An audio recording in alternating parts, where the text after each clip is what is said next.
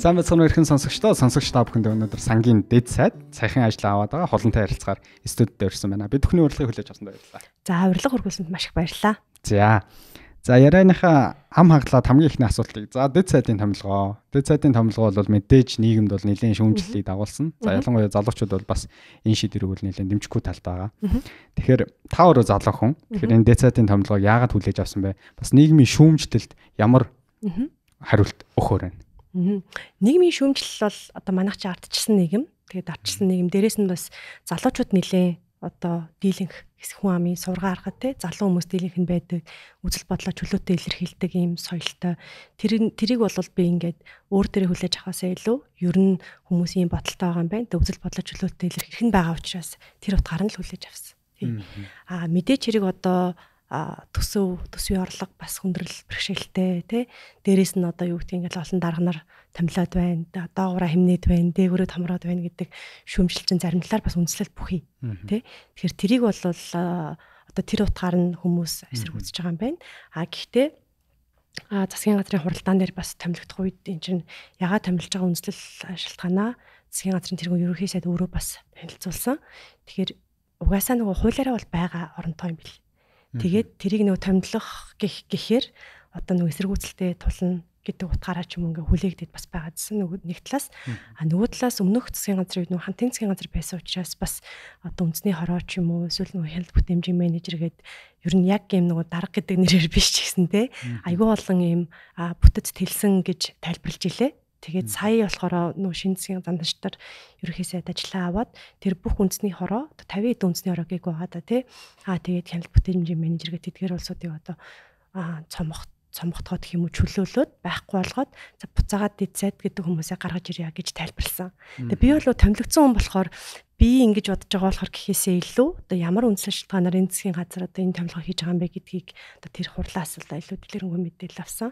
За нөгөө талаас нь болохоор одоо сайд нарыг харах юм бол ер нь дандаа улсын их хурлын гишүүнд давхар хийж байгаа юмсаа байна. Тэр нь болохоор одоо засгийн газраас бодлогоо танилцуулаад одоо дэмжлэг авах гэдэг юм уу бас одоо практик байдал дээр их нөлөөтэй гэж үздэг юм билээ. Тэгэхээр нөгөө сайд засгийн газрын гишүүн бөгөөд сайд нарын одоо 7 хоногийн хуваарийг харах юм бол нэгдүгээр өдөр бүлгийн хурал байдаг, хоёр дахьд байнгын хурал байдаг, гурав дахь өдөр засгийн газрын хурал байдаг, дөрөв дэх тавтад нэгдсэн чуулган байдаг. Одоо чуулганы үеэр. Тэгэхээр яаман дээр бол ер нь ингээ оройл ирт юм бэл. Тэгэхээр ард нь ингээд ажил явж явах хэвээр олон улсын уулзалтууд те хувийн хвшилтэд уулзах тэр ажлууд ингээд нөгөө тасралтгүй явж явах хэвээр болохоор нөгөө сайдынхаа цагаар жишээлбэл ажлын бус цагаар хувийн хвшлийнхэнтэй уулзаад байж бас болохгүй штэ те тэр утгаараа илүү нөгөө нэг дэмжлэг болох зорилгоор л одоо би томилсон гэж ингэж л ойлгож байгаа. Тэгээд би бол бас нөгөө нийгмийн эсэргүүцэл одоо ийм байгаа юм чинь хүлээлт бас нэлээ их. Тэгээд байсан байгаагийнхаа ялгааг их гаргаж ажиллах хэрэгтэй юм байна. Тэгээ байхгүй хаад юу нь болоод юу нь болохгүй байсан. Одоо байхад юу нь болж харагдах хэвээр юм, болж эсвэл үзэгдэх хэвээр гэдэг л айгүй чухал юм байна. Тэгэхээр бас нэлээд хариуцлагатай цаг үедтэй томилогдож байгаа учраас илүү ажилдаа фокус хийгээд богино хугацаанд үр дүн гаргаж ажиллах л одоо зөвхөн миний ч гэлтгүй бусад бүгд сайд нарын том бас юм сорилт болох юм байна гэж ингэж ойлгосон. Тэгээ сая 12 сарын 31-нд чуулган хаагдсан учраас чуулганы бус цагаар бас ингээд нэлийн фокустай суугаад ажлуудаа ач холбогдлоор нэрнбэлээд тэгэд ингэж л одоо байдлаар ажил явж байна да. За манайхан төр хүлээж байгаарай. Энэ удаагийн дугаарыг хамтран үргэж байгаа BGM Asset Management-ийн компани. Манайхан бүгдээрээ маш сайн мэдэж байгаа. Дэлхий дээр үйл хөдлөх хөрөнгө, бонд, хувьцаа зэрэг хөрөнгөө өсгөж болох маш олон хөрөнгө оруулалтын боломжууд байдаг. Гэвч монголчууд маань мэдээлэл дутмаг, магадгүй энэ боломж нь хязгаарлагдмал байдаг учраас дэлхийн зах зээл рүү ороод хөрөнгөө өсгөхийг ихээр төдийлөн бас бид нэр хангалттай хэмжээний боломж нь гар дээр байдаггүй. За харин энэ боломжийг Монголын зах зээл рүүгээ илүү ойртуулж өгж байгаа мэргэжлийн хөрөнгө оруулалтын компани бол BGM Asset Management-ийн компани маа. Та бүхэн дэлгэрэнгүй мэдээлэл авахыг хүсвэл доорх веб хуудасаар хандаарай. Баярлалаа. За одоо хэдүүлээ подкаста үргэлжлүүлцгээе. Одоо яг Монгол ардын нэг талаасаа бас энэ томилгоонуудыг ингэж харахаар гэдэг тий. Одоо чинь Монгол ардын ном л гэж ярих гэдэг. Яа тэгэхээр сүүлийн дийлэнх энэ он жилүүдэд Монгол ардын нам дийлэнх олох болж засаглаж байгаа учраас тий. За Монгол ардын намын хувьд одоо та бүхэн шиг чадвартай өндөр боловсралтай залуучуудыг ингээд корпус буюу илүү нэг өнгөлн далдалт байдлаар бас нэг томилгоонууд хийгээд байд юм болоо да гэж залуу хүмүүс бидний хувьд харддаг тий. Чадвартай хүнийг ингээд тавьж байгаа хэрнээ цаагаараа нөгөө хувилдааныхаа онлоор болохгүй бүтэхгүй бүх хувилдаанаараа өөрсдөө ардаа хийдэг. Тэгэхээр би яагаад энэ асуултыг ингээд сонсогч нарынхаа өнөөс асуух гэдэг юм бэ? За та бүхэн шиг өндөр боловсралтай залуучуудыг за өмнөдсөнд Харвард, Стэнфорд гэж тавилаа шүү дээ. Тэгэл зөндөл хүмүүсийг одоо үеийн засгийн газар үеийн одоо намын данагнаар нь өөрийн найз нөхдөд авчирч тавьдаг энэ жишг бол тогтож. Нэг талаасаа анх тавихт нь залуучууд өндөр боловсралтай хүмүүсийг тавьж гин гэж бид залуучууд бол маш сайнаар жишгээр хүлээж авч ирсэн боловч бодит үр дүн байсангүй тий. Тэгэхээр одоо таны тонолгоо үнэхээр дэд сайд дээр асуудал шийдэх гээд очиж байгаа бол бодит эрх мэдэл нь байд юм уу? Энэ зүгээр ингээд цаагаараа ингээд өнгөлн далдалт хийгээл цаад эрх мэдэл нь нөгөө Монгол Ардын намынхаа хуучин аппарат буюу хуучин удирдлагуудынхаа төвшөнд байгаад байвал бид нэр өөрчлөлтийг таад очиод 1000 хийж чадахгүй шүү дээ тий. Өнгөлн далдалт байгаад ах уу гэдэг харталт байгаа. Энэ дээр та нэг санал айлаач. За ер нь бол яг уу бодит эрх мэдэл байд юм уу гэж асууж байна тий. Тэгэхээр засгийн газрын тухай хууль, засгийн газрын бүтэц бүрэлдэхүүний тухай хуулиар энэ зохицуулагддаг. Тэгэхээр хуулийн дээр яг юу гэж заасан бэ гэхээр сайдынхаа өмнө харьяа яам ба агентлагуудын ажлыг хариуцах үүрэг бүхий дэд сайд байна гэж заасан байт юм билээ. Тэгэхээр ер нь бол илүү төсөл хөтөлбөрүүдтэй. Уул нь яг ингээд нарийн уншаад үзвэл чигүүрг нь бас нэлээд тодорхой юм билээ л дээ. Төсөл хөтөлбөрүүдэд хариуцдаг, харин агентлагуудынхаа ажлыг бас хариуцдаг. Тэгэхээр мэдээч хэрэг яамны бодлого бол ингээд төрийн нарийн бичгийн даргуулын сайд дээр зангидагдаад явдаг. Тэгэхээр одоо юу гэдэг олон улсын зээл тусламжаар ч юм уу нэг төсөл хэрэгжиж илаа гэхэд тэр бол бас ингээд нэлээд одоо бүтээн байгуулалтын төсөл бол нэлээд комплекс бас байж тарах гэдэг. Тухайлбал би дэд сайдаар томилогдоод хамгийн ихэнд одоо сайд надад ирэхээр шилжүүлсэн ажил бол Мянганы сорилтын сангийн одоо тусламжаар Монголд хэрэгжиж байгаа хаягдл ус дахин боловсруулад ТЭЦ 3 ба ТЭЦ 4 станцуудад тэр хаягдл усыг нийлүүлэхийн төслийг одоо жишээлбэл би сайдын өмнөөс эрхээ шилжүүлээд хариуцж байгаа байхгүй юу. За энэ бол маш ингээд гих мэтчлэн ингээд олон зүйлд одоо дурдж болно. Тэгээ яагаад энэ айгүй чухал вэ гэхээр одоо 3 сарын 31-нд компакт гэрээ дуусж байгаа. Тэр гэрээнийхээ хугацаанд батлагдсан одоо төсвүүдөө тааруулж энийг ашиглалтанд оруулна гэдэг бол өөрөө Монгол улсын хувьд маш ач холбогдолтой. ТЭЦ 3, ТЭЦ 4 одоо гүний ус ашигладаг. Тэг гүний ус чинь бас нэг хязгаартай бид чинь ингээд ус бол бидний үндэсний аюулгүй байдал гэдэг шигтэй маш чухал асуудал байдаг. Тэг бид ингээд цэвэрлэх байгууламжаас гарч байгаа тэр бохир усыг цэвэршүүлээд дахин боловсруулад тийшээ нийлүүлнэ гэдэг бол аюул чухал төсөл байхгүй юу. Гэх мэтчлэн эдгээр одоо сайд нь хурж ажиллахад цаг хугацааны хязгаарлалт байх гэдэг ч юм уу энэ зүйлүүд рүүгээ дэд сайдууд их орж ажиллах юм байна гэсэн ийм хүлээлттэй энэ ажлуудаа бас ингээд орцсон эхлүүлсэн ингээд явж байгаа. За тэр түрүүний нөгөө асуулт нь өнгөлн далдалттай холбоотой гэх нэг намын хүний нөөцийн бодлого руу нэлээд чиглэж асуугаад ах шиг байна те. Тэгэхээр яг үе үед л бас ийм одоо зөвхөн одоо сүүлийн 4-5 жил биш те. Тэрнээс өмнө ч гэсэн ингээд нөгөө залуу боловсралтай гэдэг юм уу бэлтгэгдэж байгаа боловсруучнуудыг намын бодлогоор татчихсан хүүхдөх байдаг юм билээ. Одоо жишээ нь баяр сайд ч юм уу эсвэл нөгөө инх баяр дарах ч юм уу бүгдээрээ л бас ингээд тухайн үедээ дээд боловсралтай гэдэг ч одоо Оросд төгссөн те. Ийм хүмүүсийг ингээд бодлогоор татж авчирч ирсэн. Энэ бол ингээд нөө шин тутам зүйл биш юм байна гэж би бол нэгдүгээр талаа ойлгосон. Хоёрдугаарт болохоор энийг би зүгээр юм фидбек гэж хүлээж авах хичээж байгаа. Тэ ер нь одоо арт иргэд гэдэг юм уу олон нийт залуу хүмүүс ялангуяа ийм фидбектай байгаа юм байна. Тэгэхээр энэ фидбекийг хэрхэн одоо өөрийнхөө ажилд юм уу эсвэл тэ оролцож байгаа ажилдаа тусгаж аваад сайжруулах чиглэлээр ажиллах вэ гэдэг л одоо миний within my control гэдэг шиг те миний хяналтанд байгаа зүйл болж хувирж байгаа байхгүй юу. Тэгээ миний хувьд бол харьцангуй нөгөө би салбартаа хэдий улс төрийн одоо дизайн гэдэг чинь улс төрийн албан тушаалтан шүү дээ. Хэдий улс төрийн албан тушаалтан ч гэсэн одоо би санхүү хөрөнгө оруулалтын мэргэжилтэй энэ мэргэжлэрээ 15 дахь жилдээ одоо ажиллаж байгаа. Тэгэхээр илүү нөгөө мэргэжлийнхаа яамд одоо томилогдсон учраас харьцангуй бас ингээд дэм болоод ажиллах. Яг мэргэжлийн ажлаа нөгөө улс төрийн томилгоо боловч бас мэргэжлийн ажлаа хийх тэ илүү одоо хувийн компанид бол одоо ашигтай ажиллагаа ч юм уу эсвэл хувийн компани дараагийнхаа өсөлтийн түвшинд гарах гэдэг ч юм уу те илүү тийм зорилго байдаг. Тэгтээ мэргэжлийнхаа ажлыг хийдэгтэй. Одоо болохоор миний одоо beneficiary буюу миний ажлын цаад үр дүн болохоор илүү нийтийн те олон нийт байх юм байна. Тэгэхээр би бас өөрийгөө мэргэжлийн ажлаа хийж ийн гэж ингэж харж байгаа. Тэгээ яагаад би одоо юу хийж явж байгаад юу гинт дэд сайд болчихваа гэдээ бас хүмүүс гайхчихж бас магадгүй те. Тэгэхээр би одоогоос жил гарангийн өмнө зүгээр л одоо Монголоос гадагшаа зайнаас ажилдаг ийм мэргэжлийнхаа чиглэлээр зөвлөх үйлчилгээ үзүүлээд тийм ажил хийгээд явж исэн.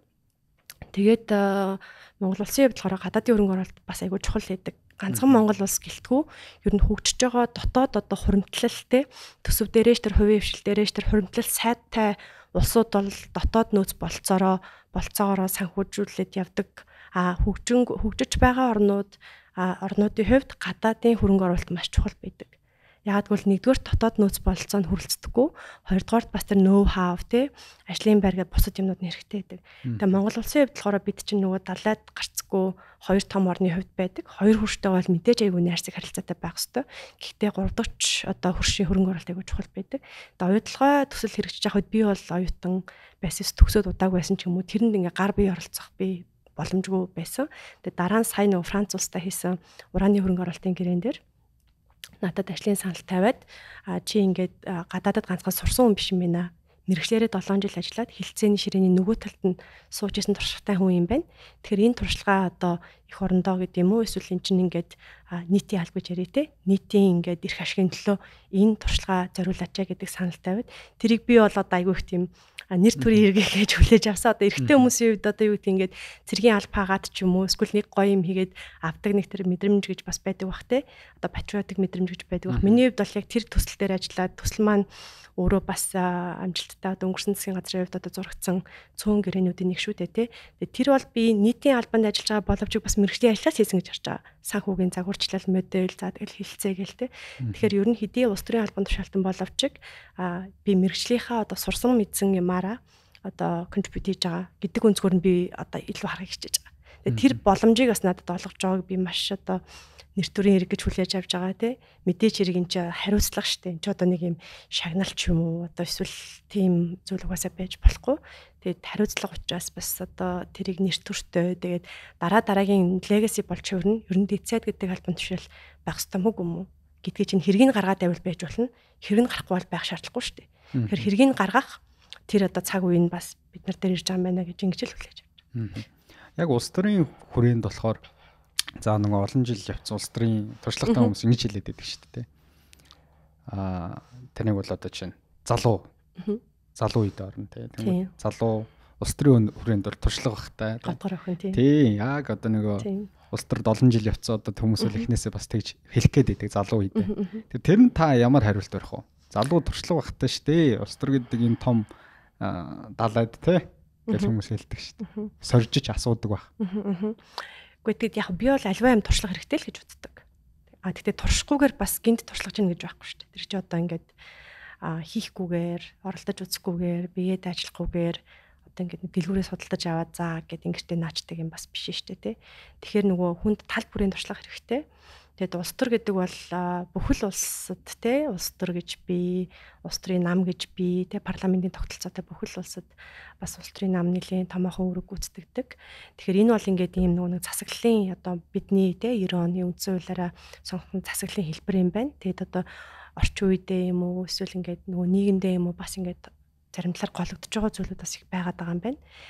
Гэж ингэж ойлгож байгаа. Зүгээр улс төрийн туршлага бол би одоо байхгүйдээ л орох нь үнэн баг. Тэ мэргэжлэрээ 15 жилдээ ажиллаж байгаа ч гэсэн улс төрийн хүрээлэлд одоо гэдэг юм уу эсвэл нийтийн албанд бол ажилласан жил манайда сүүлийн 3-4 жил болж явах гэдэг юм л та. Тэгэхээр тэрийг бол яг одоо биггүй одоо би чинь туршлагатай гэд байх нь хаашаа чим тэ. Тэгэхээр тэрийг одоо тэгэл ажил маань өмнөөс яриад байвал их зүгээр ах гэж би бодоод байгаа юм. Би одоо үйлдэлээрээ харуулнаа л гэж шүү дээ. Би одоо ийм хүн шүдэггүй байж би ч одоо ганц боловсрал гэдэг ч юм уу тэ нэг гадаадад магистра би бол хийсэн. Тэгтээ миний бакалавр бол Монгол Улсын их сургууль. Тэгэхээр ингээ янз бүрийн тийм одоо болгоомжилсан өнцгөр юунууд хэлтгэл юм бэлээ л тэ нэг хөрсөө мэдхгүй ч гэдэг юм уу эсвэл одоо юу гэдгийг те туршлагагүй ч гэдэг ч юм ингээ янз бүрийн бас бодол байгаа л баг. Тэгээд зарим нь би сонсож जैन зарим нь би сонсохгүй л байгаа бах. Тэр болгоныг одоо реакцлаад байх нь одоо миний цагаа би зөв хуваарлаж байгаа асуудал мөн үү биш үү те. Тэгэхээр энэ бол илүү одоо юу гэдгийг ажиллаа хийгээд тэгээд үр дүн гаргаад тэр үр дүн нь ингээд ер нь олон нийтийн зүгээс яг хинэн сайд тарга байгаа гишүүн байгаа нь яг нэг номер ач холбогдолтой асуудал биш байх гэж бодож байна. Юм сайн яваад иргэдийн одоо амьдрал аятайхан байгаад те хэрүүлц одоо хулгай зэлгээ одоо юу вэ гэдгийг ер нь бол ингээд түүхэн цаг үеийг харахад ганц Монгол гэлэхгүй дэлхийн өөрөө маш их тодорхойгүй байдалд сүүлийн хэдэн жил байлаа. Ковидтэй холбоотой, за энэ геополитикийн Орос, Украин, одоо Венесуэл, Иран, Израиль гэл маш олон ийм тодорхойгүй байдал донд ийм үүмэнтэй үйл явдлууд донд нэгдүгээрт байлаа. Хоёрдугаарт тийм сүрэг мэдээ, эрэг мэдээгээснээс илүү хурдан тардаг. Технологи хөгжсөнтэй холбоотой дэлхийн нөгөө буланд байгаа болж болохгүй мэдээг би цагийн зөрөөгүйгээр авч бас болоод байна тий. Дээрэс нь энэ нөгөө дундаж давхраг гэдэг зүйл бихчээгүйгээс эсвэл бихтсэн байсан нь одоо гоож жоос те Европч бай, Америкч бай болоод иргэдийн институцэд итгэх итгэл ер нь түүхэн доод хэмжээнд байгаа юм бэл. Тэгэхээр нөгөө зөв юм ярьсан ч ингээд шүмжлэг хүнцэг гарч ирээд байна гэдэг чинь ер нь итгэл алдарсан учраас нэг тийм цөхөрсөн мэдрэмжтэй байгаад байгаа учраас гэж ингээд тодорхой хэсэг нь тайлбарлагдах юм билээ. Тэгээд энийг нөгөө яаж ингээд буцаад төр иргэн гэдэг хоёр юм чинь ингээд харилцан итгэлцэл дээр үндэслэж явна штэ тий. Итгэлцэл ингээд нийгмийн гэрээ гэдэг юм байхгүй. Тэр нь өөрөө юм итгэлцэл дээр тулгуурлаагүй байх юм бол юу ч яриад нэмэргүй болж хувирна. Тэгэхээр энэ итгэлийг яаж сэргээх вэ гэдэг чинь үйлдэлээр л сэргэнэ. Тэр үйлдэл нь тийм агуу том мега байх юусаа албагүй гэж жижиг юмн дээрээ фейлдэхгүй тий. Ийм хүндэтгэлтэй ийм харилцаа жижиг тий үйлдэлүүд ингээд ирээдүйн цаг дээр тэгнэ ингэнэ гэдэг хасаа илүү тэгчлээ ингэчлээ гэд тэр нь одоо иргэдэд нөлөөлөх үз өдөр тутмын амьдралд нөлөөцөх үз ийм шийдвэр гарч ижил энэ итгэл буцаас ирэх юм байна гэж ингэж бодож байгаа.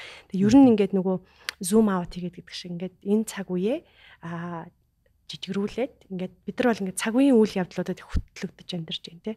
Тэгээ зум аут хийгээд үзэхээр ер нь их тийм төр иргэний итгэлцэл айгүй тийм сул үе дээр ажиллаж амьдарч байгаа хүмүүс юм билэ. Тэгээ энийг бас ингээд нөгөө сэргээх нь бас нэг ажлын нэг юу болчиход байгаа гэсэн үг. Одоо ханаа гэдэг юм ялангуяа төрийн институт тэр нь ингээд дүүрэг байна уу, нийслэл байна уу, засгийн газар байна уу, улсын их хурл байна уу, мэдээж нөгөө нэг эрх мэдэл хуваах зарчмаар энэ чинь тий хууль тогтоох, гүйцэтгэх, шүүх гэд байгаа.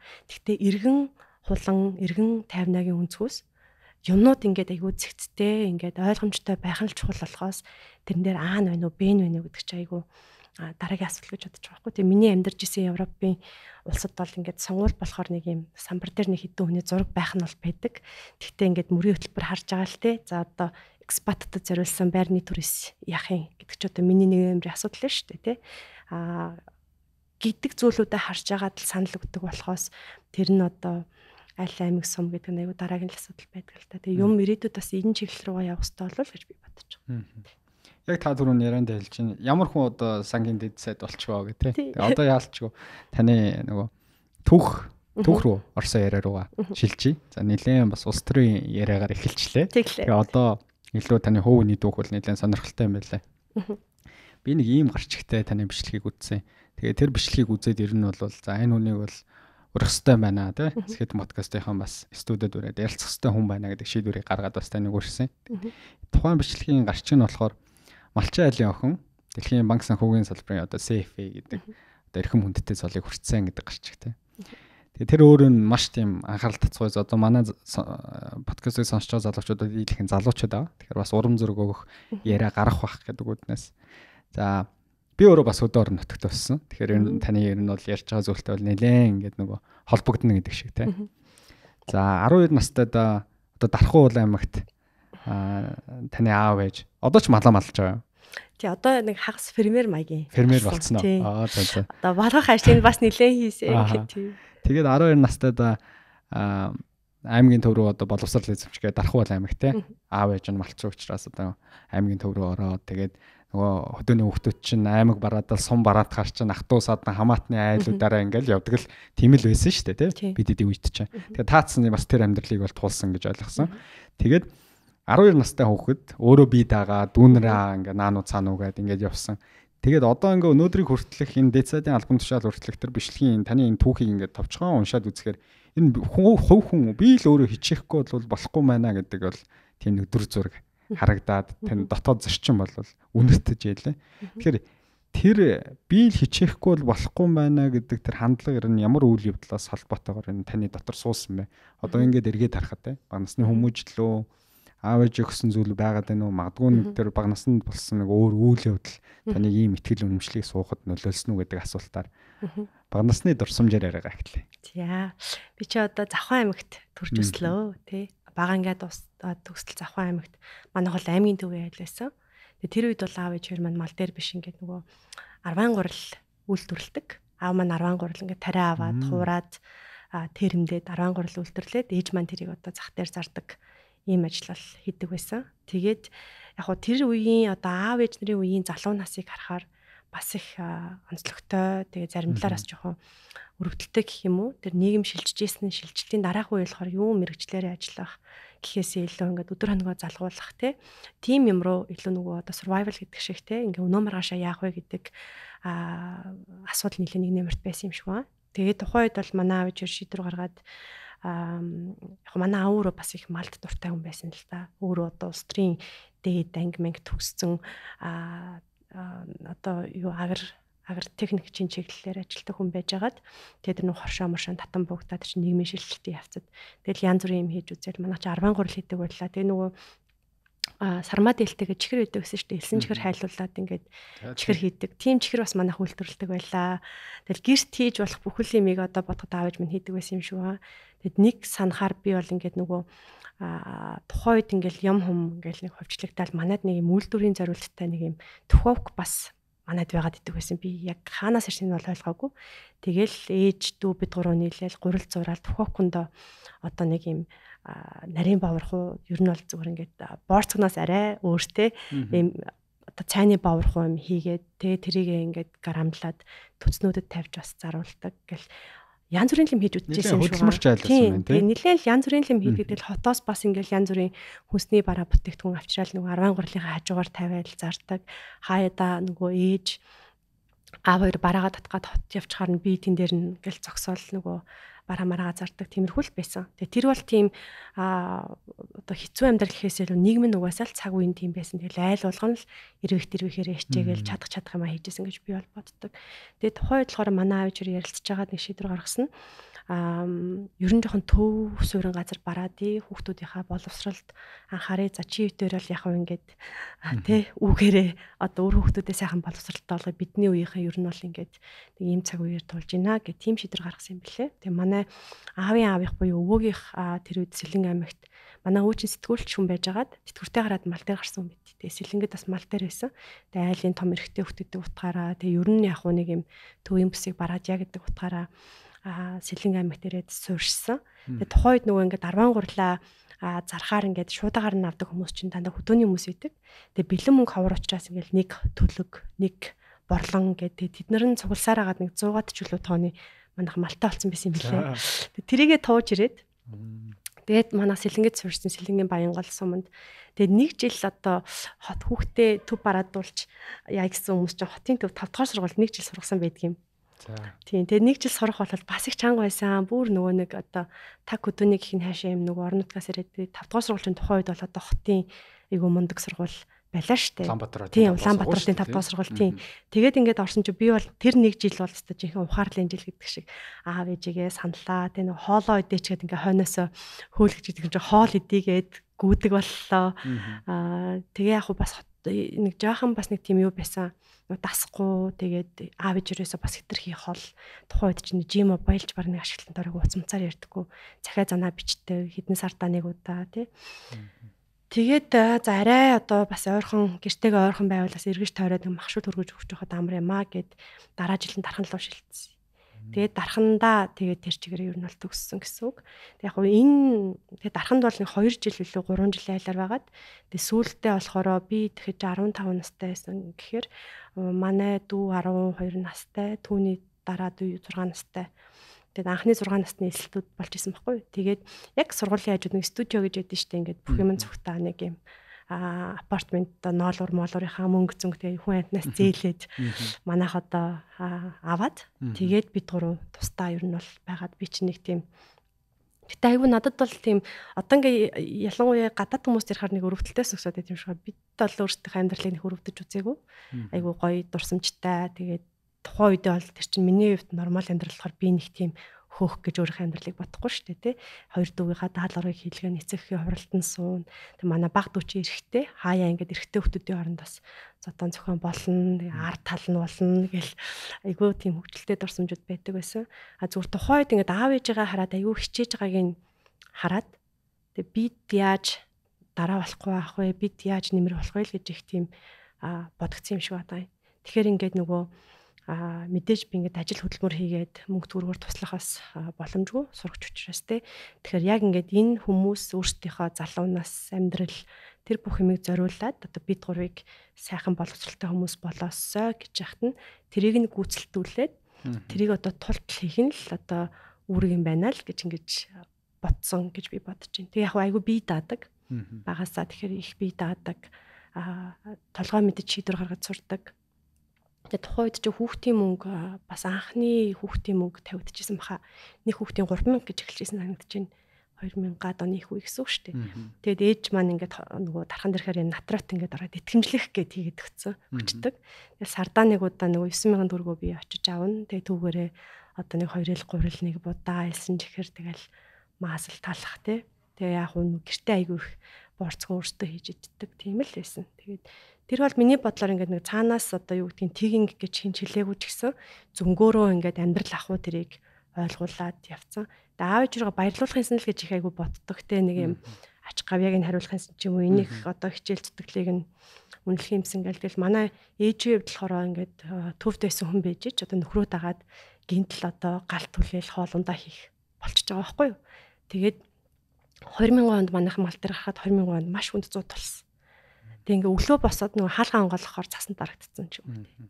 Айгу тийм хүнд юмдар болж исэн юм билэ. Тэгээд тэр болгоны чи ингээд одоо аав ээж хоёр бол ингээл амралтаар очихны хүнд зүгөө яриад байхгүй шүү дээ. Хүүхдүүдтэй гой сайхнаа яриад ингээл талаасаа 5 амбулаарээ цуглаал те махаач анжидэл тэгдэг. Тэгтээ нөгөө ингээд харагддаг, анзаарагддаг болчдөг. Тийм тэгээд аав ээж хоёрын маань одоо манай амьдралын хувьд тэр бол их тийм одоо шилжилтийн те өөр амьдралын хэв маяг өөр газар нүүж ирж байна. Янз бүрийн одоо бэрхшээлүүд зөндөө байгаа 100 турхан болж юм те.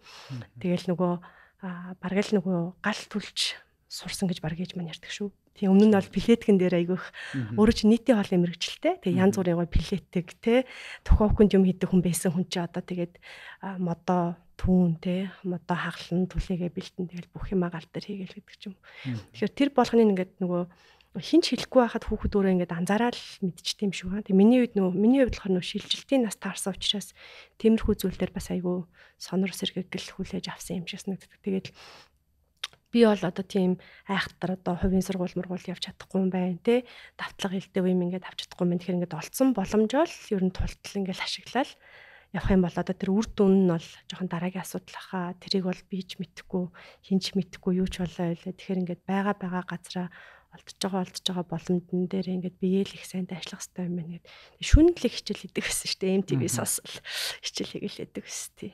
Энэ удаагийн дугаарыг та бүхэнд хамтран хүргэж байгаа Монголын жигүүр Хүннээ Air компани. Хүннээ Air компани Монголын агаарын тээврийн салбарын өнгө төрхийг дэлхийд дахин тодорхойлж зах зээлийн хамгийн хэм дунаар зорчигч та бүхэнд шинэ стандарт, шинэ агаарын хөлгөөр үйлчилж эхлээд нэлээдгүй хугацааг өнгөрүүлж байгаа байлээ. Дээрээс нь Бээжин, Хайнан, Дубай, Фукок, Осака, Ташкент гэх мэтлэн дэлхийн агаарын тээврийн томоохон хотуудыг Улаанбаатар хоттой холбож шууд нислэгийг үлдэж байна. Монголын жигүүр Хүннээ Air компани. Ялч одоо бид хэдий үеийнх ингээ нөгөө ялч аав ээж ингээ нүдэн дээр хөдөлмөрлж байгаа. Тэрийг харчгаар л яаж ачаадаараа болохгүй байх вэ гэдэг тэр хандлаганд суучдаг юм шиг байна. Би ч одоо нөгөө тухайд одоо аав ээж ингээл чатгаараа л эрүүхтэр ихэрээл хөдөлмөрлж байгаа шүү дээ. Тэнгүүт чи хүүхдүүдтэй ганцнаас хоол авчид дээр энтер гэдэг нэг халаасны мөнгө өгөөл яваал гэсэн. Тэр мөр амар хадгалтай. Ороод очингууд чи нөгөө зүгээр идцэн те нэг ороомог идсэн ийм идсэн.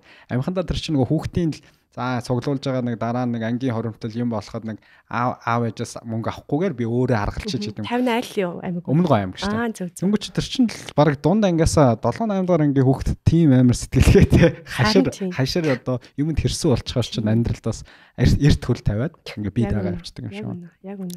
Таны нэг яран дээр байсан аав ээжтэй би их маш их баярлж байгаа. Тэгээд угаасаа аав ээжтэй баярлалгүй л яхав. Гэхдээ зүгээр тэр яран дээр нөгөө онцолж хэлжсэн нэг зүйл нь миний одоо боловсралт миний эцэг их бол чатгаараа ариух дээр ихээр хөрөнгө оруулалт хийж байсан. Тэгээд өнөөдөр одоо аав ээж маань хөрөнгө оруулсны хүчин тий өдийдаатай би бас ингээд нэр хүндтэй ажил ингээд бас их орныхоо ажил явж байгаа гэсэн утгатай. Аав ээж маань одоо таны аав ээж маань одоо яаж таны одоо боловсролт хөрөнгө оруулчихсан нэг бодит жишээнүүд хуваалцвал тий.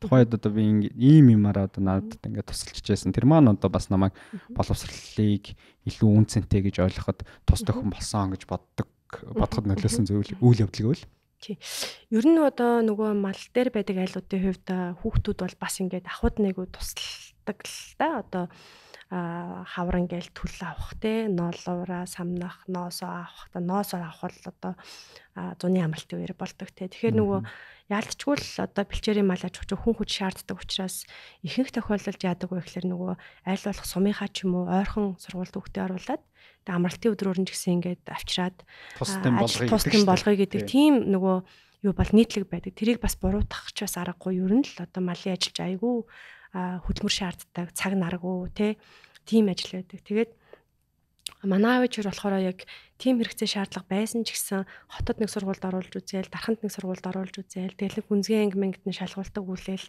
тэр чин бас нөгөө нэг өөрсдийнхөө тэр одоо хэрэгцээгээ хоошин тавиад бас нэг гайгүй сурчаасаа гэж бодоод байсан багийн шинж аваад байгаа. Тэгээд нөгөө бас их ач холбогдол өгдөг. Сургууль одоо мэдээж нэг эцэг их уралд суугаал одоо багш мартай уулзаад байх юм хэрцэнгүй байхгүй ч гэсэн ер нь ингээд сайн байна болж энэ чинь чухал шүү гэдгийг ингээд үг үйлдэлээрээ аягүй их тэгж ойлгуулдаг байсан л та. Хэрвээ эцэг их одоо за сургууль соёл яах вэ? Тэгэл болно штэ гэдэг хандлагатай байсан бол одоо би өөрөө бас тэрэнд хэрэг ач холбогдлох байсан гэдгийг байгсыг хэлж мэдэхгүй байгаа байхгүй. Нөгөө талаас яг хаврын яг эд одоо ноолуур самнаах түл авах их үеэр хавар одоо бүх олимпиад тэмцээн болдог. Тэгээ би ч даавч юм асуудалгүй чөлөө өгдөг байлаа шүү дээ. Тэгшээ за одоо тэгээд амралтаар ирээд явах тэ надад олимпиад боломжтой орохгүй юу гэдэг нэг хичээл их боломжоор бас их хангадаг байсан. Тэгэж их нөгөө мэдээж одоо зуны амралтынхаа үеэр бусад цагаараа ажил хийгээд ингээд туслах ч гэсэн ингээд чиний ингээд та гурвын нэг намрын priority болвол над сурч явах чинь шүү. Тэгээ аав ээж нь бол өөрсдөө хэдий одоо үеийнхэн дундаас нэлээ одоо юу гэдгийг гайгүй боловсралтай ингээд нийгмийн идэвхтэй хүмүүс байсан ч гэсэн цаг үеийн болон амьдралын шаардлагаар ингээд мал дээр байна. Тэгээд хоёр идэхгүй хоосоонохгүй сайхан болж जैन. Тэгээд хідэн малын бид энэ хідэн малын үр шим ингээд та хэдийн боловсрал болох хэвээр. Тэгэд ингийн тулд ч гэсэн бид нар ийм ажил хийж гин гэдгээ бас их ойлголдог байсан юм болов уу гэж бодож байна. Яг бас би чинь бас нэг яах вэ нэг юм уу асууж исэн. Нэг хувийн төлбөртэй сургууль мургуулд нэг сууж үзээгүй ч гэсэн нэг англи хэлний сургалтын төвөг хэл 45,000 төгрөг 45,000 төгрөгийн нэг сарын сургалтын төв мөдчлөө зуны амралтаараа бас нөгөө малын ажлаас чөлөөлөгдөл бас сурж мурж исэн. Тэгээ тэрний чинь бас ингээд эхлэл суурийг нь бас аягүй гоё тавиад өгч байгаа байхгүй юу? Гэр бүлийн дэмжлэг бол аав ээжийн дэмжлэг бол иймэрхүү зүйлүүд байсан. Тэгээд аягүй хурамшуулдаг. Хичээл номдоо сайн байхаар бас аягүй хурамшуулдаг. Тийм биз дээ. Тэр бас их нөлөөлт юм байна л гэж би бодсон. Дарханд 10 жилээ төгсчөөд за Монгол Улсын их сургууль бакалавр одоо эсэлтийн ерөнхий шалгалтаа өгөө тэнцээд ороод ирсэн. Оюутан болж орж хот руу анхудаа орж ирж байгаа гэсэн үг нөгөө 5 дахь сургууль сурснаас хойш бол. Тийм. Тэгээд боловсролын энэ ялгааг тухайд ер нь хэр мэдэрчээсэн бэ? Би бол өөр дээрээ бол анзарч байсан. Одоо оюутан болол хөдөө орон нутгаас урж ирэхэд адгийн наацх нь хувийн сургуулийн хүүхдүүдтэй ингээ ялцаа суухад хүртэл хэлний мэдлэг дутж байгаагаа анзаардаг ч юм уу. За би ер нь бол энэ хүүхэд миний үеийнгийн энэ хүүхэд 2 цаг хичээж байгаа бол өдөрт би илүү 4 цаг ч юм уу. Энэ хүнээс арай илүү хичээж ижил энэ хүний төвшөнд очих юм байна да гэдэг тийм зөрүүнүүд анзарч байсан боловсрол яа. Тэгээ нэг хот хотоогийн ялгаа гэдэг зүйлүүд анзаарчихсан. Та бие дээрээ ер нь хэр мэдэрчээсэн тэр энэ мэдрэмжүүдийг? Би бол мэдэрчээсэн. Яалтчгүй мэдэрчээсэн. Би эхлээд онлайн математикийн ангид орсон юм. Монгол Улсын их сургуулийн. Тоондоо жоохон гайгүй. Тэгээ тооны олимпиад энэ төргээ яваад идэг гэсэн болохоор мэрэгжил сонголтын дээр бол одоо хүүхд чинь бас мэдэхгүй шүү дээ, тий. Тэгэл манай аав ээж өөрөө мэдгээл тэгэл нэг багштайгаа зөвлөж байгаа юм ярьсан. Онлайн математикийн ангид ороод тэгээ цаашаа яг математик суурьтай юм чинь гадагшаа сурч юм уу. Тиймэрхүү л төлөвлөгөө одоо бүдэг бадаг төлөвлөгөөтэй онлайн математикийн ангид орж исэн. За тэгээ онлайн математикийн ангид орж ирсэн чинь ер нь бол нөгөө дүүрэг нийслэл аймгийн одоо математикийн олимпиадуудад амжилт гаргасан хүмүүс айгүй их урилгаар орж ирдэг тийм юм байлээ л дээ. Тэгэхээр ер нь бол ингээл 1-р сургууль 11 шинэ үе одоо юу гэдэг вүлээ санд гэл одоо тэдний чинь бүгднгийнх нь нэг мундгууд ороод ирж байгаа гэсэн үг байхгүй. Тэгээ тэр бол нэг бодлын айгүй би хацтай. Тэндээс айгүй гоё одоо амьдралын найз нөхдөдтэй болсон. Тэр ангиасаа одоо 1 жил сурсан ангиасаа гэсэн үг шүү дээ тий. Нөгөө талаас бол ингээд нөгөө сургуультаа ч юм уу ангидаа ч юм уу ингээд болоод байсан зүйл маань энд ерөөсө болохгүй байх гэдгийг бол одоо хэвээр би сэтгэлээр бол мэдэрсэн. Тэгээ би ч одоо юу гэдгийг сум орон нутгатаа бол ингээд боломжийн сурлагатай нэг боломжийн л гэж өөрийгөө дүгнж байгаа шүү дээ. Тэгээ нэгдүгээр сургуульд ирэхэд нэгдүгээр сургууль чинь нөгөө Монгол Сэг сургуульд ирэхэд бол тэр чинь нэгдүгээр хотын оюутнууд байгаа. Бас бусад одоо орон нутгийн ч гэсэн мундаг оюутнууд байгаа. Тэгэд өөрийгөө голох мэдрэмж бол аюу их төрж исэн. Тэр бас их тийм цохилт болсон юм санагдана надаа. Би ингээд маш их хичээх хэрэгтэй байна гэж л бодож исэн. Тэгээ нөгөө болсон гэд бодоодсэн зүйл маань ерөөсөө болохгүй байсныг л аюу мэдэрсэн л те. Тэгээ би яг ингээд нөгөө математик гэл ингээл явдаг байсан ч гэсэн аюу стандартын математиктай л би сайн байсан юм бэлээ. Яг одоо тэр мэрэгжлийн гэдэг юм уу яг онлайн хэмжээний юм чинь аюу тийм бүр ингээд абстракттэй би баг ойлгохгүй юм зөндөө гардаг байсан. Ингээл хязгаарын теорем гэл зүгээр аваад ашигладаг байсан юм. Одоо наадах үнэн гэж батал гэхэр чинь би ерөөсөө айгуу тийм шоконд орсон. Тэгээ нэгдүгээр курс бол одоо нөгөө шалаар нэг гэдэг шиг сэтгэл санаач шалаар нэг те тэгээд явж байгаад тэгээд дараа жилээс нь эдийн засгийн математик загварчлал гэдэг анги руу ороод дахиад нэгдүгээр курсээс сурсан. Тэр бол ёстой нөгөө ухаарлаар дүрэн гэдэг шиг те одоо өстой дахиж ингэхгүй шүү хулаан гэд. Тэгээ бүр айгүй одоо өөртөө том зорилго тавьж одоо тэр чинь бас би тухайд одоо өөрийнхөө хувьд нэг фейлдсэн л гэж өөрөө үзэж байгаа юм л та. Тэ нэгдүгээр курст ингээл аав ээжээрээ төлбөр мөнгө төлүүлээл бөө юм болоод ингээл сурсан чинь одоо нөгөө хаана байна гэл. Тэгэл онлайн математик ер нь хэцүү анги. Улсынхаа хэмжээнд хүнд анги. Тэгээ 54 хүүхд ороод 9 хүүхд төгсдөг чөлөө статистик нь ер нь тийм. Тэгээд унан мунан гэдэг бол айгүй нормалны ангаараа унж манах юм бол ингээд байдаг анги баггүй юу. Тэгэхээр тэр бол одоо сэтгэл зүйн хувьд болон тэ ер нь өөрийгөө одоо ингэж үнэлэмжийн хувьд бас нэлээд хүчтэй цохилт болсон юм билээ. Одоо бодоход. Тэгээ тэрнээсээ нөгөө if you fail well гэдэг нь шүү дээ. Өөрөөр хэлэх юм бол фейлцэн бол ингээд тэрнээсээ ингээд сурах хэвээр тэр фейлер чинь чамд зааж байгаа бүх юм ингээд сураад гарах хэвээр гэдэг. Тэгээд яг тухайн үед надад тийм мэдлэг бол байгаагүй. Гэхдээ дахиж нэгдүгээр курсээсээ сураад тэгээ нөө төлбөрөө олох гэж бас зунзангаа ажиллаад тэгээд нэг юм бөөн ухаарлал хүнэл дахиад нэгдүгээр курсээсээ сураад тэгээд аюу бас хичээж сурсан. Дээд курсынхаа лекц мэгцэнд ороо суучдаг байсан. Ер нь ингээд нэг юм өөртөө би юм нөгөө сурагч байхдаа ингээд нэг ангитаа сургуультаа тий сумдаа аймагтаа гэд нэг тийм олонлогоор л өөрийгөө хараад идэг байсан юм бэлээ л дээ өөрөө ч анзаарахгүй. Тэгээд Монгол Сэг сургуульд ирээд 1 жил сурсны дараа төрсэн бодлох юм бол энэ нөгөө айгүй харьцангуй ойлголт юм байна. Чи ямар олонлогт байгаагаас хамаарат энэ нөгөө өөрийгөө одоо ангийнхантайгаа ингээ бусадтай харьцуулах энэ одоо үнэлэм одоо харьцуулж байгаа энэ нөгөө арга барил ч угаасаа ингээ буруу юм байна тий. Тэгээд Монголд л аг байгаа яах юм Монголын дэлхийд тэгвэл хаана байгаа гэж бодогдсон шүү дээ тий. Тэгэхээр би ийм нөгөө одоо relative буюу харьцуулсан биш юм абсолют хэмжигдэхүүн өөртөө тавих хэрэгтэй юм байна гэд. Тэгээд би одоо эдийн засгийн математик загварлаар сурж байгаа юм чинь би олон улсад хүлээн зөвшөөрөгдсөн. Хаанч ч удаа ажиллахад нөгөө plug and play гэдэг шиг ажиллаа мэддэг тийм би мэрэгчлэн болъё гэж зорьсон. Тэгээд нөгөө зорилго нь айгүй тийм болчоор бусад юм ингээ айгүй хамаагүй болчт юм бэл.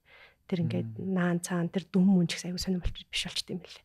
Ерөөсө тэр дүн бол бас ингээд яг зөвхөн дүн сайн дүн авъя гэд хүн одоо сурах юм бол ингээд ирцээ сайн байлгах хэвээр би даалта цаг хугацаанд өгөх хэвээр гэдэг ч юм ингээд олон одоо тэр нэг дүн гаргаж байгаа алгоритмд тааруулаад ингээд ячиж болно. Зохицуулж бас болно.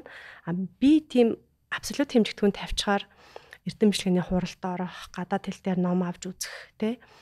Тэгээд нэг оюутны би дах төвийн ихч маань ингээл гадаад намгал айгу цөөхөн өгдөг байлаа шүү дээ тий. Ингээд нөгөө алга болгох чинь гэж бод тийм үү, муухай болгох чинь гэж бод тийм үү тий. Тэгээд сүүлрээгээ бол би чи нөгөө дахин тэгээл тэгэл багш магшаараа хэлүүлээд ахарч өө энэ нэг ном хэрэгэлдэг хүүхэд гэж болчихж байгаа байхгүй. Тэгэхээр нөгөө юугаа тэгж тавьсан чинь надад ингээ бүх юм зорилгоо тэгээд өөртөө юм абсолют хэмжигдэхүүн тавьсан чинь надад бүр айгу ингээд амар тайвширлын мэдрэмж авсан. Айгүй амар тэгээд ингээд нөгөө зам нь тодорхой. Тэгээд цаанаас айгүй их тийм мотивац гарч ирдэг. Ганцхан одоо тэр тэгвэл олон улсад хүлээн зөвшөөрөгдсөн тэр санхүү хэмжигчлэгдэж яг ямар хүмүүс вэ? Юу мэдсэн байх хэвээр, юу чадсан байх хэвээр гэд хөөгд бодохоор хамаагүй юм далаацтай байдлаар хамаагүй тийм дүнгийн араас үүсэлдэг биш тий. Том зургаараа юм хараад тэгээд энэ оюутан гэдэг цаг хугацаа бол дахиж давтагдахгүй. намайг одоо сурахтаа төвлөргээд одоо ийм цаг цаанаас нөхчжээ. Үүнээс цаашаа бол ингээд бас хэцүү тий. Тэгэхээр энэ цаг үеэл би ингээд тултал одоо өөртөө боломжит бүх юмыг шингээж авъя гэж зориод тэгээд л одоо их л олон юм дээр бас өөрийгөө бие дэж. Нэгдүгээр курсээс эхлээл тийм зорилго тавьчих юм тий. Одоо нэгдүгээр курстээ бол одоо фейлцсэн биш та онлайн математик. Дараа дахиад нэгдүгээр курс. Дараа нэгдүгээр курс сурах чинь би ч одоо гэр бүлийн одоо хурлаар орж гэдэг шиг тий тузаасаа зөвшөөрөл авна гэдэг шиг аав ээж бол ингээд 4 жил төлбөрийн төлөөд ажил дээр гараад одоо бие даах юм байна гэсэн бодолтой байсан чинь би чинь нэгдүгээр курсээ дахиж сураад байна шүү дээ. Тэгээ дараа жил манай дүү дахиад оюутан болох гээд байна тий. Тэгэхээр чин тэр чин бас айгүй хэцүү. Би өөрөө бас их тийм гимшлийн мэдрэмжтэй. Нөгөө нэг сайхан хүүхэд нь яваа тий. Улирч мулраад дахиж нэг жил төлбөр төлөхөөр болоод тань чин юу болоод байна гэдэг юм гэд нэрээ хичээдэг арт түмэн штэ бид нар. Тэрний үед чинь надад айгүй тийм өөртөө л одоо тухайн үед л хүндэл тусч ирсэн юм шиг үлээ. Тэгээд аминдаа л одоо нөгөө аав ээжийнхээ ачааг баг бодлох гээд би чинь тэр зунжангаас ажил хийсэн. Дарханд нөгөө сургалтын төвд нөгөө хоцрогдлаар хөтлөдөг тооны давтлага өгөөд л тэгээ бас нэг юм айгүй лаг биш ч гэсэн нэг жоохон англи хэлтэй тэрнгээрээ хичээл ороод л тэгээл тэглээд яг төлбөртөө хүрээгүй л дээ. Тэгтээ тэгээд ямар ч байсан нөгөө нэг айгу шийдэмгий байсны л шинж. Тэгээд аав ээж өрөл тухайн үед дургуутж л байгаа нэ яагаад ингээс л гот яагаад ингэх гээд байгаа маа гэл. Тэгэл би болохоор нөгөө зүгээр би одоо энийг өстэй яг ингэн гэл. Тэгэл өөр айгу шийдэмгий байсан. Тэгээд тийм одоо эрсдлийг гэдэг юм уу одоо юу даваад би ингэж явъя гэж байгаа болохоор бас дахиж фейлд хэрэг байхгүй. Тэ өөрийнхөө хувьд тийм болохоор тэгэл айгу тийм. Тэгэхээр эхний бүтлгүүтлээс нь дараагийн тэр том зорилго нь гарч ирсэн байна шүү дээ. Надад бол тийм юм жижиг ялагдлууд хүний амьдралд амар хэрэгтэй гэдэг байна. Айгу их нөгөө дандаа ингээд ялаад л сайн байгаад байгаа хүн чинь ерөөсөө хөгжиж байгаа эсэхийг би сайн мэдэхгүй.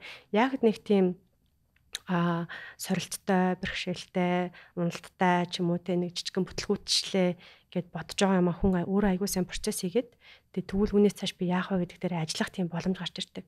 Тэгэхгүй ингээд 50 чи сайн байна гэл чи өөрийгөө ч гэсэн болж гэл яваад ахаар тэгвэл яах вэ гэдэг бодол айгуу баг орж ирж штэ те. Тэр одоо ялагдлал юм уу фейл одоо бүтлгүүлэг би бол захиалаагүй те. Тэгтээ ингээд болсон. Үнэхээр л миний байгаа байдал тийм байсан. Тэгээд дараа жилээс нь бол одоо бас их хичээ сурсан. Тэгээ манай ангийнх нь намайг ихэнхийг оюутан байдаг гэсэн. Үнэхээр л ихэнхийг байсан. Өгөөсөх арга байхгүй. Одоо тэр үеийн зорилгонд бодит биелэл болсон байна шүү дээ. Одоо тэгэхээр нөгөө CFA-ийн цолын талаар л одоо асуух болж таарч байна л та. Дэлхийн банк санхүүгийн салбарт хүлээн зөвшөөрөгдөх мэрэгчлэлтэн болё гэсэн болцсон CFA гэдэг цол авсан. Тэр нь Монголд яг энэ CFA гэдэг цолтон хэд байд юм бол тоон ойролцоо. Яг Монгол хүн гэвэл одоо сүүлийн бүртгэлээр 52 байгаа. Гэхдээ яг Монголдо байгаа гэвэл арай зөвхөн л төө. Америкт ажиллаж байгаа монголчууд, Австралид ажиллаж байгаа монголчууд гэдээ бас байдаг. Тэгээд энэ яг нөгөө өөрөө бас тийм хурдан хугацаанд авчиж болдог биш те. 3 шатны шалгалт өгнө. Тэгээд мэрэгчлэрээ ажиллана. Тэгээд одоо тангараг өргөн гэт ингээ явдаг болохоор бас юу байгаад байгаа. Тэгээд харьцангуй бас сүүлийн жилүүдэд тоо нэмэгдэж байна. CFA цолт хүрчих юм бол карьерийн хөвд ч гэдэм юм уу тухайн одоо санхүүгийн салбарт ажиллаж байгаа хүнд ямар боломжууд нэгддэг юм. Ягаад магадгүй энийг авчвал ийм дараагийн төвшөнд гарна гэдээ одоо та нэг ихтгэл үнэмшил төрүүлээг юу гэж ярих вэ? Тий. Надад болохоор хүн болгоны нөгөө карьерийн зорилго тэгээд хийж байгаа одоо ажлынх нь цар хүрээ хэр одоо техник ур чадвар шаарддгийн тий. Тэрнээс хамаарат хэрэг нь их гарна, бага гарна, огт гарахгүй ч бас байж болно шүү дээ тий. Байдаг. Миний хувьд яагаад амир хэрэгтэйсэн бэ гэхэлэр би нөгөө хүн болгоны өмнөөс яаж чадахгүй учраас тий. Дэлхий дээр одоо нэг 190 мянга гаруй CFA цолтой хүмүүс байгаа. Тэгээ бүгдээрээ хөрөнгө оруулалтын салбарт одоо хөрөнгө оруулалтын шийдвэр гаргадаг буюу энд хөрөнгө оруулах уу болох уу оруулвал одоо ямар үнэлгээгээр хэр хугацаанд орох вэ гэдэг шийдвэр гаргадаг ажил дээр ажилладаг гэсэн үг. Тэгэхээр хөрөнгө оруулагчдыг төлөөлж одоо итгэмжлэн хөрөнгийг нь одоо зөв зохистой үр өгөөжтэй удирдах байгаа тийм мэргэжлийн хүмүүсээ л гэсэн үг. За тэгээ би ч юм бол одоо нөгөө анх гадагшаа одоо сургуульд яваад тэгээ би явахдаа угаасаа л ажиллая л гэж бодож явсан юм. Тэгээ сураад ирээч гэж нэг яг бодоагүй нөгөө түрүүний абсолют зорилго тавьсан гэсэн шүү дээ. Тэр чинь бол ингээд сурах нь бол мэдээж одоо ажиллахад хүрэж байгаа нэг зам. Гэхдээ би бол яг ажиллаад дотор нь орж үзээд те ингээд өөрийгөө бас ингээд олон улсын төвшөнд ажиллах юм чадaltaй хүн болох нь миний зорилго байсан учраас ажил дээр гарах хугацаагаа хүртэл бодоод нэг жилийн хөтөлбөр сонгож байгаа юм л да тий. Тэгээд ажил хайна гэдэг чинь 1 жилийн хөтөлбөрийн бас нэг жоохон сул тал нь намар очиод сурж итэл нөгөө хавар дадлага хийх ёстой. Тэгэд нөгөө олон улсад чи юм айгүй эртнээс төлөвлөгддөг учраас очиод баг олигтой хичээл үзэж амжаагүй байтал дадлага хайх хэрэгтэй тулд юм л. Тэгэл нөгөө дадлага хайх хичээлдээ суух гээл 1 жилийн хөтөлбөр чи айгүй шахуу өглөө 9-оос орой 5 болтол өдрөлгөө хичээлтэй тий. Тэгээд явж исэн чинь юутай тулсан бэ гэхээр би тэр нөгөө Люксембург гэдэг улсад ерөөсөө намайг ингээд хүний нөөцийнхэн миний CV-г хараад ерөөсөө ямар одоо хайрцагт хийхээ ямар шошго нахаа мэдэхгүй байгаа байхгүй. Ягаад гэвэл Монгол гэдэг улсаас ирсэн. Тэгээ Монголыг зарим нь мэдэн зарим нь мэдэхгүй. Яг нэг үг хэлэхэд дээрэс нь би Монгол Улсын их сургууль гэдэг сургууль төгссөн. Сургуультаа бол би чинь тухайн төгсөлтийнхөө бас л одоо голчоо номоогоор хамгийн өндөр мөндрөнж билүү тиймэрхүү факультет дотроо ингээд тэр чинь 15 мянган сургуультай хүүхдтэй сургууль гэдэг чинь уул нь бол тэр чинь бас хэмжигтүүд үзүүлэлт мөн үү гэвэл мөн. Гэтэл манай сургууль чинь нөгөө тэр QS ranking энэ төр бас байхгүй тий. Тэгээд ингээд нэг юм ан өвн юу болчихж байгаа байхгүй юу? Одоо продакт болчихж байгаа байхгүй юу? Тэндээ тий. Олон улсад бол. Тий, олон улсад бол би ингээд ан өвн тэгэл би чинь одоо Монголынхаа таниулах ажил хийх үү, Муйсаа таниулах ажил хийх үү, тий? Надад тийм цаг байгаа юу гэл хүндрэлтэй шүү дээ. Тэгээд одоо магистрийнхаа ингээд ангиар ингээд сурагч явж байгаа ч гэсэн яг үндэ судалсан кредитэнд би ингээд айгүй нөгөө суур хичээлүүд үзэж явах үедээ л дадлага хайх хэрэгтэй болж байгаа юм л та. Тэгээд би цаашдаа ингээд ажиллана гэж бодож байгаа юм чинь би нэг юм green card гэдэг шигтэй хөрөнгө оруулалтын салбарт CF-ийг бол green card гэж нэрлэдэг л те. Тэгээ энийг хийх нь бол ингээд тактикийн хувьд ингээд ажил олоход бас чухал юм байна. Хоёрдугаар миний үтсэн эдийн засгийн онол яг одоо хөрөнгөний зах зээл хөгжсөн газрын одоо практикч хоорондоо зөрүүтэй байгаа юм л та. Энд яг ингээд онлоор ингээд үүсмэл үнцаас гэж бол энийг хэлдэг ингээд тодорхойлтоос цаашгүй. Яг тэгвэл тэр чинь ингээд Монголд байхгүй бүтээгдэхүүн байхгүй юу баг. Тэгэхээр тэнд тэр чинь би ингээд яах гэхээр миний нөгөө мэдлэгч дутчихээн, туршлагач дутчихээн те. Тэгэхээр би яг энэ талаар ингээд нөгөө дээрээс нь эдийн засгийн анги гэдэг бол одоо нэгтлэн бодох бүртгэл санхүүгийн нарийн руу ордоггүй. Ер нь жоохон илээдэл өнгөрдөг байхгүй юу? Ингээд дандаа сонгогч илээдэг гэдэг ч юм уу тий. Тэгвэл би тэнд ч яг одоо банкнд хөрөнгө оруулалтын санд ажиллахаар би ингээд хувийн санхүү корпорацийн санхүүг маш сайн мэдэх хэрэгтэй болж байгаа. Тэгэхээр миний нэгтлангийн санхүүгийн одоо corporate financing ингээд мэдлгүүд ялтчгүй ингээд гүйхэн байгаа байхгүй юу? Тэгэхээр тэрийг би ингээд маш цэгцтэйгээр өөрийн болгож авах хэрэгтэй гэж бодохоор ингээд энэ болгоны уулзуур дээр одоо CFA хөтөлбөр ер нь бол гарч ирж байгаа. Тэгээд level 1 2 3 гэж байдаг. Тэгээд нэг жоохон одоо давуу тал нь ингээд зөвхөн ингээд одоо эхний шатаад автсан байхад л ингээд ажил олгогч нар сонирхоод эхлэх нь нэмэгддэг. Тэндээс ганцхан за энэ хүн ийм хэмжээний мэдлэгтэй юм а гэхээс гадна ер нь жоохон гүргэр хүн юм байна гэдэг юуг өгдөг, ойлголтыг өгдөг. Яг л тэр чинь ингээд бас айгүй хүнээс тийм тууштай байдал одоо ч марафон баггүй тийм хүнээс тууштай байдал шаарддаг хувийн зохион байгуулалт шаарддаг тэр одоо өргөн цар хүрээний мэдлэгийг өөртөө эзэмсэн байхыг тийм шаарддаг учраас нэг өөрийнхөө талаар одоо нөгөө хаана ямар бокснд хийхээ мэдэхгүй байсан нэг ямар ч нэг CFA гэдэг бокснд бол хийчихэж байгаа юм. Тэгээ би тухайн би нэг 54 газар одоо ингээд нөгөө хуучин юугаа харахаар 54 фолдер үүсгэсэн байт юм блэ нөгөө ажил дадлах хайгаад тэгэл UBS Credit Suisse дадаа тэгэл бүгдээрээ байгаа штэ тий. Тэр дотор нь ингээд нөгөө онлайнаар бүгэлсэн бол тэрийгэ татаж аваад PDF болгоцсон. Тэгэл CV тэгэл нөгөө юу letter нөгөө ажилд орохыг хүссэн motivation letter тий. Тэгэл хавсралт материал зэтрэл баахан юм ингээд үүсгэсэн байт. Тэгээд ингээд бодож байхад ямар ч байсан тэр нөгөө өөрийнхөө нэг тийм боксонд л хийж байгаа. Тэгээ миний итгэл үнэмшил бол би одоо хүний нөөцийн шатыг одоо ингээд баахан материал зүглэл тэр чинь ингээд програмаар уншуулаад нэг дэлгүүр хүмүүгээр хайд юм шиг байгаа тий. Тэгээ хүний нөөцийн хүн дээр материал нэрээд тэндээс цаашаа одоо яг нөгөө ажилуулах одоо албаных нь юм уу газрынх нь хүнтэй уулзах гэсэн шийдэгдэж байгаа байхгүй юу. Тэгээ би яг тэр мэргэжлийн хүнтэйгээ уулзчих юм бол би өөрийгөө ажилд ортно л гэсэн итгэл үнэмшилтэй байгаа байхгүй юу. Тэр хүртэх зам чинь бас их хол байна шүү дээ. Одоо Монголоос ирсэн хүнд болол тий. Тэгээ тийм учраас тэрийг бол хийж эхэлсэн. Тэгээ яалтчгүй бас ингээ хийж авчиад нэгдүгээрт надад тэр нөгөө мэдлэг нэг хэрэгтэй байсан. Одоо миний эдийн засгийн суурь, математикийн суурь, эдийн засгийн суурь чинь илүү санхүүгийн инженерчил тал руугаа, эдийн засгийн загварчил тал руугаа тэгээд Монголд бол банкнд ажиллаж байсан. Банк бол тийм хөрөнгөний зах зээлтэй одоо тухайн үед бас нэг авцалцдаг ажил бол хийдгүү лсэн л та тийм. Тэгэхээр тэр зах зээл дээр одоо хөтөлбөрийн зах зээлээр би өөрийгөө бүтээгдэхүүн болгож гаргахад бол нэлээ хувь нэмэр үзүүлсэн гэж боддог ер нь. Тэгэхээр товчхондоо бол Яг ингээд янз бүрийн одоо сертификат юм ингээд одоо бас нэлээд байдаг болсон шүү дээ. Тэгээ CFA гэдэг чинь нөгөө gold стандарт буюу хөрөнгө оруулалтын зах зээлийн алтан стандарт гэж явдаг. Тэгээд маш олон тийм тэгээ дээрэс нь нөгөө манай зах зээлийн хувьд юу амар чухал вэ гэхээр мэдээж одоо өндөр өгөөжтэй байх чухал. Гэхдээ нөгөө fiduciary duty буюу хөрөнгө оруулагчийнхаа одоо итгэмжлэгдсэн буюу хөрөнгө оруулагчийнхаа эрх ашигыг нэг нэмэр тавих нь чухал. Дундаас нь одоо би хэрэг шимтгэл авж ийн те. Ингээд өөрөө дунд нь ингээд нөгөө тоглолт хийгээд явчихгүй. Манай зах зээлийн эсвэл ингээд Wall Street-ийн том нөгөө скандалууд, кинонууд чинь дандаа л те хөрөнгө оруулагчийнхаа эрх ашиг нэг тавиагүй ингээд дундуур нь янз бүрийн болцсон ёс зүйн асуудал гаргаснаас болдог те. Тэгэхээр нөгөө тэрийг маш их одоо засахыг хичээж одоо ёс зүйн мэргэжлийн стандарт гэдэг нь маш том бүлэг болж ордог байхгүй юу. Тэгэхээр тэрийг хийгээд гараад ирсэн хүн бол тэр талаар ямар ч байсан ингээд маш сайн бэлтгэсэн итгэж болно л гэсэн мессежийг өгдөг түүгээрээ онцлогтой.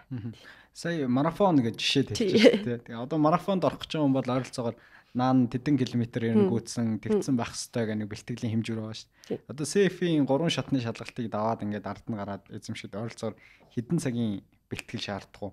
Тэр бэлтгэл нь дандаа л одоо уншиж судлах юмнууд байх уу? Ер нь нэг шатыг дунджаар 300 цаг бэлтдэг гэдэг. Дунджаар. Гэхдээ тухайн хүн нь өөрөө нөгөө суур мэдлэгээс нь хамаарат хүн болгоны зарцуулах цаг нь ингээд янз бүр. Тэгээд 300 цаг гэхээр нийт 900 цаг болж байна те. Тэгээд дараа нь бидний үед бол 4 жил одоо хичнээн жил ажилласан болно. Гэхдээ 4 жил нь яг нөгөө хөрөнгө оруулалтын шийдвэр гаргах төвшөнд ажилласан байх хэрэгтэй гэж задаг гэсэн. Тэгэхээр туршлага. Тэгээд дээрэс нь нөгөө мэргэжлийн стандарт ёс зүйнхаа тангарыг өгнө. Хөрөнгө оруулагч чамайг одоо нөгөө буруу дүр ажилласан гэж шүүхтэйг байх хэвээр ямар нэгэн одоо чан дээр маргаан үсэг байх хэвээр гэдэг ч юм уу тийм ёс зүйн маш олон юм хангаад тэгээд цолоо авдаг. Тэгээд цолоо авцсан гэдэг нь нөгөө тийм эцсийн эцэг биш юм билэ. Би бол тухайн үедээ тэгээд бошуухан дуусгахын төс болол гэдэг шиг. Тэсн чи авсны дараа нөгөө хадгална гэдэг нь одоо би жилдээ 20 кредит заавал судлах хэвээр. Тэгээд 20 одоо юм чинь амар хурдан өөрлөд байна шүү дээ. Одоо химэл оюун чинь жишээ нь одоо манай салбарт ороод ирсэн заримтлын шийдвэрийг гаргахад тусалж जैन тий. Big data байна гэд ингээд байхад нуу тасралтгүй хөгжиж явах хэрэгтэй учраас түүнтэй холбоотой одоо 20 кредитийг жил болгон үүсгэх хэрэгтэй. Тэгээ дээрээс нь бас нөгөө хөрөнгө оруулагчийн болон салбарынхаа одоо итгэлцлийн бизнес учраас итгэлийг алдаагүй гэдгээл одоо байнга л үг үйлдэлээрээ баталж явах хэрэгтэй болж таардаг. Тэгэхээр тэр утгаараа бол яалчгүй марафон л гэж ер нь бол үзэн. Гэхдээ одоо сүүлийн үед нөө 4 жилийн 4000 цаг болсон байлээ. Бидний үед бол бакалаврын оюутнууд хийж болдгоо ч үлээ байсан. Заавал ингээд ажиллаж явах үед одоо л ингээд бакалаврын 3 дугаар курсээс ч үлээ 4 дугаар курсээс эхэлдэг болоод арай илүү нөгөө уяатан болоод байгаа. Тэгээ боловсролын нөгөө салбар чи өөрөө бас маш их юм юунд орж штэ. Одоо хурцлтоор явж штэ тий. Заавал ингээл одоо нэг мэрэгчлэр 4 жил сураал тэгснээл үлдсэн насаараа тэр мэрэгчлэрээ ажиллаад тэтгэврт гардаг гэдэг чинь одоо жоохон хуучраад тий. Хүн бол одоо намайг нөгөө HSBC банкнд ажиллаж байхад энэ нэр ямар сонирхолтой. HSBC банкнд ажиллаж байхад өмнө нь бол миний ингээд орсон газар болгоно бидэнд шинэ ажлын сургалт гэж ордог байлаа. Тэ. Тэгэл за ингэдэм байна, тэгдэм байна гэж илүү нэг талтай те компани одоо өөрсдийгөө болон ажиллаа ажилтнуудаа танилцуулж байгаа те. Та нар ийм байгаарэ гэдэг одоо чиг зааврыг өгч байгаа үйл явдал болоод байна. Тэгсэн чинь 2020 онд хаа намайг HSBC банкнд ажиллаж байхад манай компани ер нь 900 хэдэн жилүү 800 хэдэн жилүү шинээр төгсөгч ажилд аваад тэр тоо нь бол ингээд урт хожид байгаагүй өндөр тоо. Тэр нь байгуулгын одоо ДНК-д өөрчлөлт оруулах үс юм том шин одоо цустэй ийм залуучууд орж ирж байна гэж үзээд тэгээд нэг сонирхолтой юм болсон нөгөө hiring manager буюу хүн ажилд авч байгаа хүмүүст нь сургалт ороод тий. Одоо ийм онцлогтой ийм залуучууд ингээд эдний үеийнхэн бол ийм онцлогтой. Тэгээд та нар одоо энэ хүмүүсийг тий зохицож сайхан ажиллахын тулд та нар одоо ингэж ажилланаа гэд сургалт орж исэн. Тэгээд тэр бол надад бас айгүй тийм тэндээс миний сурсан юмнар бас айгүй ингээд үл ойлголцлыг одоо ингээ үе хоорондын үл ойлголцол бас маш их байна штэ тий. Жензийн яадаг, миллениалын яадаг. Тэгэл би энийгээ хөвшин залуугаараа дуудалцал манай нэгэнд ч гэсэн биш штэ. Тэгэхээр энэ бол нөгөө юм хамтын ажиллагаа. Тэгээ үр дүн нэгдүгээрт авах хэрэгтэй. Тэгээд бүх хүнд л ямар нэгэн сайн давуу тал гэж байгаа, үе болгоны өөрсдийн онцлог гэж байгаа гэд. Тэгээд тэн дээр нөгөө тэр сургалт орж исэн хүн нь нөгөө нэг Английн нэг их сургуулийн Кембриж байлуу, юу байлаа их сургуулийн боловсролын антропологч лөө социологч хүн байсан. Тэгээд ярьж байгаа юмыг сонссон чинь одоо дунджаар хүн болон одоо ингээ хуучин одоо өмнөх үе гэх юм бол ингээ 4 жилч бай 6 жилч бай нэг мэрэгчлэрээ сураад одоо 30 хэдэн жил тэр мэрэгчлэрээ ажиллаад тэгээд ингээ тэтгэвртэй гардаг байсан бол одоо бол нөгөө хүн 3 мэрэгжил эзэмшээд тэ мэрэгчлээ баг 3 солих боломжтой гэж байгаа байхгүй. Тэгээд тэрийг заавал албан боловсрлооч бас авах шаардлагагүй болоод тэгээд 17 удаа ажил олгогчоо дунджаар солих магадaltaй гэжсэн.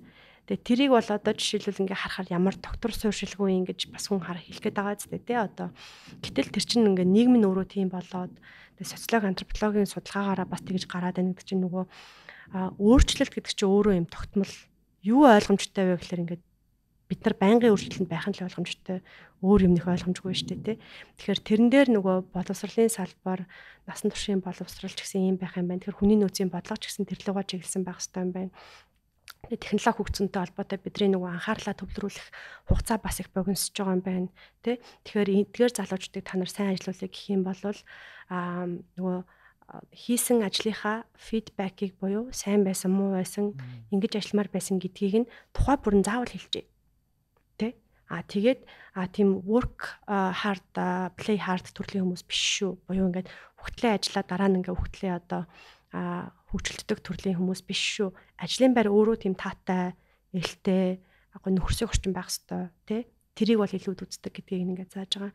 За тэгээд хийж байгаа ажил нь ямар том зорилго руу нийлээд тэр хүний одоо ажил хийж байгаа зүйлээрээ ямар одоо нөлөө үзүүлээд байгаа гэдгийг бас аягуулсан тайлбарлаж явах хэрэгтэй. Тэгэхгүй нэг юм хийлгэж ингээд авчаад цаашаа юу болно мэддэхгүй явчихаар бас аягуул төрөгдөлд ордог. Гэт яг ингээд заагаад өчгөр би баг зарим талаар өөрийгөө ойлгоод те ингээд байгаа юм биш үү гэх. Тэгээд яг хуу ийм том компаниуд бол ер нь хүнийг яаж ажилуулвал хамгийн үр бүтээлтэй байх уу гэдгийг надаас илүү судлаад мэдсэн байдаг. Тэр чинь ингээд том систем өгсөрсөн байна гэсэн үг шүү дээ те. Тэгээ би бодохдоо ингээл банкнд ажиллаж байхдаа ингээл өглөө гараад орой ирэхдээ орой бүр ингээл ямар ч нөгөө энержиг үл ирээл тэ нэг хоол мулаа хийж дээл нэг жоохон гүүж мөвлгүйгээл унтахыг л боддог байсан. Тэгээд ер нь компани бас тэгж ажиллуулахыг ингээд тэгэхээр тэрэндээ би тэгж байгаагаа ч өөрөө ингээд анзаарахгүй. Тэгээд тухайлбал одоо Монголд ч юм уу ингээд нийтлэг байдаг зүйл үр дүн одоо гэхээр эсвэл удирдалтаа эсвэл хагасчлалтай эсвэл ингээд жилдээ нэг юм удирдлагатайгаа уулзаад сайн ажилласан муу ажилласан гэдэг нэг юу явдаг штэ тэ үр дүнгээ ажлын гүйцэтгэлээ хилцдэг. Тэгээд банкн дээр болохоор тэр судалгааг ингээ хүнлэнгийн малгаар хэлгэж үтсэн юм билээ. Тэгээ ямар үед хүн ингээд нөгөө айгүй мотивацтай ч юм уу жилийн турш гүйцэтгэл нь ингээ жигд байх вэ гэхэлэр нөгөө жилээр нь яхаар ингээл эхний хэдэн сар ингээл айгүй юу байж байгаа л те жоохон унтаач юм уу байж байгаа л тэгэл сүүлийн нэг он дуусах төгсөн хэдэн сар л ингээл айгүй бужигнал айгүй нөгөө юмнуудаа айгүй шахаж хийдэг гэх юм байна л та. Тийм дүр зураг ажиглагдсан юм байна л та. Тэгээд манай дээр байдаг бас нэг систем бол нөгөө удирдлагатайгаа 7 хоногт нэг удаа ганцаарчилсан уулзалт заавал хийдэг. Тэгээ one on one meeting гэж байгаа байхгүй тэр нэг everyday performance гэдэг нэг тим юм гаргацсан. Тэгээ тэрийг ингээд би за манай менежерээс нэг урилга ирээл нөгөө календарын урилга ирээл one on one гэлтэл би ч нөгөө хуучин сэтгүүгээрээ гэдэг шиг одоо манай дараа надад ингэдэг гэл баахан чиглэл өгвөл би нөгөөдг нь тэмдэглэж аваал те. Тэгэл тийм л ажил хийх юм байна да гэл би илүү нэг сонсогчийн байр сууриас уулзалтанд орсон чинь тэр уулзалтын зорилго нь болохоор илүү ажилтан өөрөө тэрийг ингэж яадаг, санаачилдаг. Тэгэхээр нөгөө зорилго нь бол юм бэлээ. Одоо манай нөгөө ийм босоо тогтолцоотой улс орнууд нь шүү дээ, тий. Монгол, тэгэл юу Азийн ихэнх орнууд, Латин Америкийн орнууд чинь ингээд шийдвэр гаргалт айгүй тийм босоо явдаг. Тэгээ доороосоо бүх юм явж хагаад дээрээ шийдвэр гаргаад гүйцэтгэл нь ингээд доош явахаар зарим талаар жоохон бүтээмж муутай. Яг ингээд нөгөө хариуцсан хүмүүсийн шийдвэр гаргах их мэдлийг бас өгдөггүй те асуудал байдаг. Тэгээ тэр системийн бас нэг амар инновацлог юм надад юу санагдсан бэхээр хүнийг ингээд амар ажилтаа эзэн болгочдөг. Тэгээ тэр уулзалтанд ингээд 30 минут хүн болгон дээр 30 минут ингээд орохоор ингээд одоо миний ажлын байрны чиг үр гэж байгаа шүү дээ тий. Тэгэхээр удирдлага бол надаас юу асуух вэ гэхээр чи надаас илүү ажлаа мэдж байгаа гэж бодож байгаа учраас чамайг ажилд авсан. За чи энэ ажлаа ингээд хариуцаад хэрэгжүүлээд аваад явхад надаас юу хэрэгтэй вэ? гэж асууж байгаа байхгүй. Тэгэхээр чин тэр чинь ингээ яг нөгөө би тэр хүний төлөө ажиллаад байгаа зүйл биш. Би энэ үр дүн гаргахын төлөө ажиллана. Энэ бол миний одоо зорилго маань. Ингийн тулд одоо ямар юмыг эскалейт буюу удирдлагатай хийх үү те, ямар одоо нөөц би шаардах уу, одоо хүн хэрэгтэй аваад би хүнээ асууж болох юм байна те. Одоо тийшээ очиод те, англи руу заавал төв офс руу очиод ярих хэрэгтэй бол тэрийгээ би хэлэх хэрэгтэй юм байна. Им шийдвэр гаргах нөгөө ажилдаа эзэн болох ингээд эрх мэдлийг нь өгөөд тэрийг ингээ өөрөөр нь хэлүүлээд тэг 7 хоног болгон тэгээд уулзгаар чинь тэг сүүлдээ баг нөгөө өөрийнхөө ажилд айгуу тийм эзэн болоод тэгээд хөтлөгдөөд л явчихдаг юм байл. Тэгэл нэг харсан чинь нөгөө 3 жил ажиллаад ирээ гэжсэн хүн чинь 7 жил ажилласан. Ковид болж ижил нэг сэхэ орох шиг тий. Яг яриандаа сая дурдлаа да. Люксембург улсад Люксембургийн их сургууль суралцсан тий. Мастертаа. Тэгэхээр бакалавра төгсчод Монголд бас нэг хэдэн жил ажиллаж байгаад явсан баг тий. Тэгэхээр Люксембург улс ч өөрөө баруун Европын улс. Тэгээд хэдий бас нөгөө цөөн хүн амтай гэсэндээ бас дэлхийд нэлээд хөгжлөөрөө дээгүүр дурддаг баг тий. Нэг хүн дотоодын нийт тэтгэвч баг нэлээд өндөртөө ордог гэсэн санагдаад байна. Тэнд очиод за 1 жилийн хөтөлбөрт сурчлаа. За тэгээд сураад төгснөхийн дараа CFA авсан уу? Та яг мастертаа сурж байхдаа CFA авч ирсэн үү? Би мастертаа сурж байгаад тэгээ нөө мастрын маань нэг салшгүй нэг хэсэг нь дадлага ажил байсан. Тэгээ дадлага хийж байхдаа левел 1-р шатны шалгалтаа өгөөд тэнцэж байсан. Тэгээд би цолоо 17 онд авсан. Тэр чинь бас хөөх удаж нөгөө шалгалтыг тухай жилд нэг л удаа өгжүүлдэг байсан. Тэгээ заавал жил хүлээдэг. Тэнцэнэрсэн жил хүлээдэг. Тэгээ 2.5 жилд авч ирсэн. Мастраа бол би 14 он дадлага тооцох юм бол 15 оны ихээр дууссан гэсэн үг. Гэхдээ яг нөгөө танхим цуудаг хичээл нь 9 сараас ахуулаад 5 сарын 14 хүртэл үргэлжлээд тэгээ 5 сарын 14-өөс нь ахуулаад ерөн шууд ажил дээр гарчиж байгаа. Яг тэр Люксембург улсын онцлог нь өөрөө нөгөө хүний нөөцөө айгу гаднаас татдаг экспат төвтэй. Эдийн засаг нь өөрөө санхүүгийн бараг тал нь гадаад хүмүүс байдаг гэсэн. Тэгээ санхүүгийн үйлчлэгэн дээр нөгөө нэг эдийн засаг нь явдаг, тулгуурладаг. Тэгээд тэхийн тулд нөгөө хүний нөөцийн хэрэгцээ шаардлага боловсралтай одоо highly skilled гэж хэлдэг. Тэгээ өндөр чадвартай хүний нөөцийн хэрэгцээ шаардлага өндөр. Тэгэхээр нөгөө тэр чинь улсын сургууль ахгүй. Тэгээд сургуулийнх нь одоо нөгөө хөтөлбөр нь ч гэсэн бакалавраасаа эхлээд магистрийн анги нь бий болсон гэдэг. Яагаад гэвэл нөгөө гадны бусад улс орны те Итали, Испани одоо бусад улс орны бакалавра төгссөн хүмүүсийг 1 жилийн одоо тийм хурцсан магистрийн хөтөлбөр бэлтгээд одоо эдийн засгийнхаа одоо нөгөө ажлын хүчин болгоод гаргадаг тийм хөтөлбөр байхгүй. Тийм болохоор бид нар тийм одоо магистрийн дипломын ажил гэж хийгээгүй. Дипломын ажил хийх үү 9 кредитийн буюу 9-өөс 12 сарын хугацаатай дадлага хийх үү гэдэг. Би бол нөгөө дадлагыг сонгож байгаа байхгүй. Тэгэхээр тэр чинь нөгөө ажил дээр ингээд юм сураад тэгээд тэр дадлага хийсэн компанида одоо гэрээ аваад үлдэх ч юм уу. Ер нь бол ийм миний түрүүний өөртөө тавьсан зорилго буюу тэр яг ажлын байран дээр гарыг гэдэгтээ айгүй гоё уялдсан тийм хөтөлбөр байсан. Тэгээд левел 1 2 3 өгөөд хамгийн сүүлд 2017 онд 3 дугаар шатны шалгалтад аваад тэр үед чинь би бас ингээд нөгөө туршлага 4 жилийн туршлагын ч гэсэн гүйцэтгэлээ юм л та. Тэгээд гэхдээ яг заавал цолоо авах хүлээхгүйгээр чинь ингээд тэр шатаа ингээд өгөөд явж байхад нөгөө нэгдүгээр мэдлэг өргөжж जैन. Тэгээд тэр чиглэлээр ажиллаж байгаа болохоор бас айгу сонирхолтой гарын авлага маягийн болоо явцдаг. Тэгээд бас ажил дээр шилжилт хийхэд бас айгу чухал байсан. Люксембург улсын нэг онцлог нь Люксембург биш нөө Европын нэг онцлог яг хөгшөө Европ гэж яриад идэг штэ. Тэтгэврт хүмүүс нэг 70-тай 65-тай гардаг. Тэгээд нөгөө хөдөлмөрийн зах зээл нь хуулиараа маш сайн хамгаалагдсан байдаг байхгүй юу? Тэгэхээр нөгөө дотоод хүний нөөцийн шилжилт хөдөлгөөн харьцангуй бага буюу ингээд дотроо өсөж дэвших тэр нөгөө юу айгу атсан point айгу бага болчдөг байхгүй юу. Тэгэхээр нөгөө илүү өргөн хүрээний ч юм уу ингээд юу яа гэх юм бол дотроо нөгөө нэг дээшээ чиглэсэн урсгал маш хязгаарлагдмал байдаг учраас хөндлөн шилжилт бас хүмүүс айгу хийдэг. Тэгээ би ч гэсэн бас нөгөө тэр шилжилтүүдийг хийхэд одоо CFA цолмонд бас их хэрэг болж илаа. Сургуулаа төгсчөөд Их Британд одоо та саяранда дурцсан HSBC гэдэг одоо бас дэлхийн томоохон банкуудын нэг шүү дээ. Тэр дунд ахлах менежер гэдэг албан тушаалд ажилласан байлаа. Ер нь урилгаар очсон уу? Та өөрөө нэгсэндээ сургуулаа төгсчөө цолоо авчаад за бүр одоо удирдлагын төвшөнд би өөрийг нэг сориод үзье дээ. Дэлхийн хэмжээний банкнд ажиллаад үзье гэдэг зорилгоор аппликейшн өгөөд тэнцэжсэн үү? Яг төгсөөд орсон маань болохоор би дадлага Schroders Asset Management гэдэг Английн хөрөнгө оруулалтын компанид дадлага ажиглаад тэндээ гэрээ аваад бас үлдээд ажиллаж байсан юм. Тэгээд HSBC чинь бүр сүүл 19 онд байхгүй. Өөрөөр хэлэх юм бол нилээн нөгөө цол мол авцсан. Тэгээд нилээн одоо бас нөгөө туршлагатай болцсны дараа би нэг Швейцарын компанид ажилладаг байсан. Тэр компанид бол би бас их дуртай. Яг хөө тийм амар олон улсад олон салбартай бол биш. Гэхдээ нэг юм 50 орчим хүнтэй манай Люксембургийн офис. Тэгээ нөгөө бүр хитрхи том компаниуд яг ялангуяа дөнгөж ашингаараа эхэлж байгаа үед хитрхи том компанид ажилтдаг ингээд орохоор давуу тал нь хэм бол CV-н дээр айгүй гоё харагддаг. Дараагийн ажилдаас хөтэлдэг. Гэхдээ өдөр тутмын ажилдаа нөгөө ажиллаараа дамжуулж айгүй өргөн цар хүрээний мэдлэг авахд айгүй хязгаарлагдмал буюу ингээд том компани чинь ингээд нөгөө үйл ажиллагаагаа маш наривчлаад хүнээс хамаарлыг айгүй бага болгоцсон байдаг. Ялангуяа нөгөө жуниор төвшөндөө. Тэгээд би Шрёдерт ажиллаж байгаа яг тийм мэдрэмжийг авч ирсэн. Тэр чинь бас айгүй том компани байхгүй. Тэгээд дараа нь тэр нөгөө нэг Люксембургийн Швейцарын тэгээд тийм том компаниудын нэг онцлог нь бүх одоо томоохон шийдвэр толгой компани төв дээрээ гардаг. Тэгээд одоо Люксембург ч юм уу, Швейцар ч юм уу одоо бусад улсууд тэрийг илүү гүйцэтгэх чиглэлтэй болж таарна шүү дээ. Тэгэхээр яг юм нөгөө нэг юм буцалдаг хэсэг нь байна. Гэхдээ бүр илүү тийм газар илүү төв дээрээ төвлөрсөн байдаг.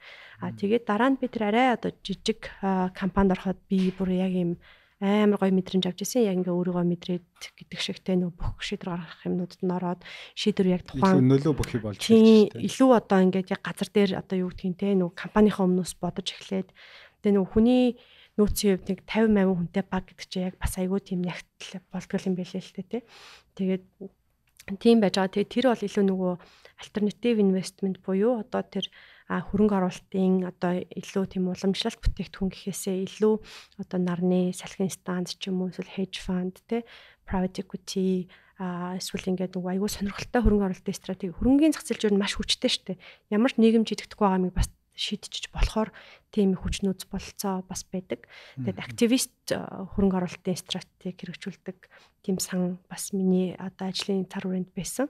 Тэр нь нөгөө Английн хөрөнгөний бирж дээр бүртгэлтэй байгаа жижиг ийм компаниудыг хувьцаагийн зах дээрээс түүх замаар нөлөөллөө тогтоогоод тузад нь гишүүнээр суугаад үйл ажиллагааг нь сайжруулад хувьцааны үнийг өсгөдөг тийм гэсэн үг. Ямар гоё юм. Тэгэхээр тэр бол айгүй тийм ингээд нөгөө жишээ авах юм бол ингээд лед гэрэлний зах зээл чинь бол айгүй тийм цөөхөн тоглогчтой байдаг байхгүй. Тэгээд лед гэрэлний одоо манай хөрөнгө оруулсан компани хангалт одоо арилжаалагддаг боловч яг үйлдвэрлэл нь Мексикт байдаг.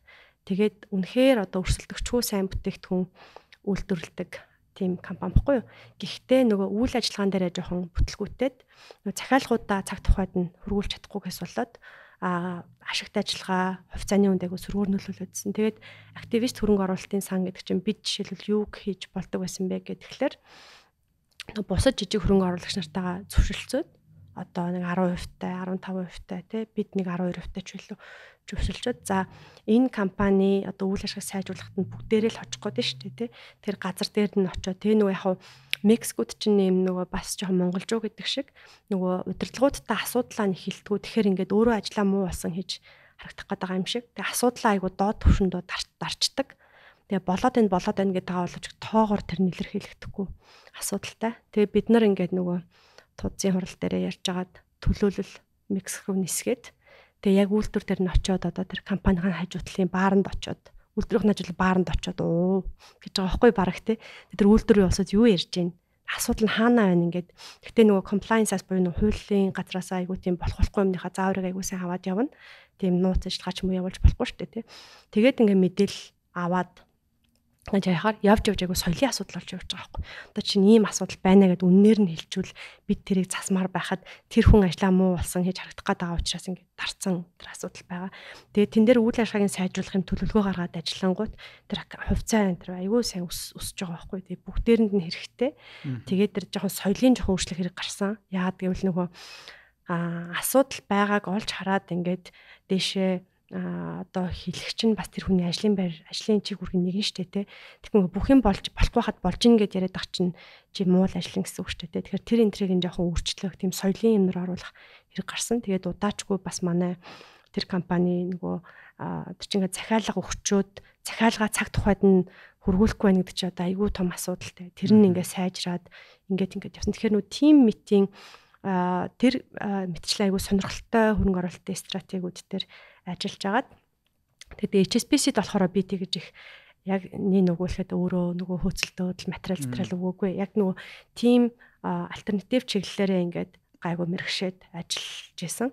Тэгээд тухайн үед HSBC нөгөө тэр альтернатив хөрөнгө оруулалтыг хийхэд тусгай зөвшөөрлөдөг байхгүй юу? Тэгээд тусгай зөвшөөрлийнхаа материалыг дөнгөж явуулсан.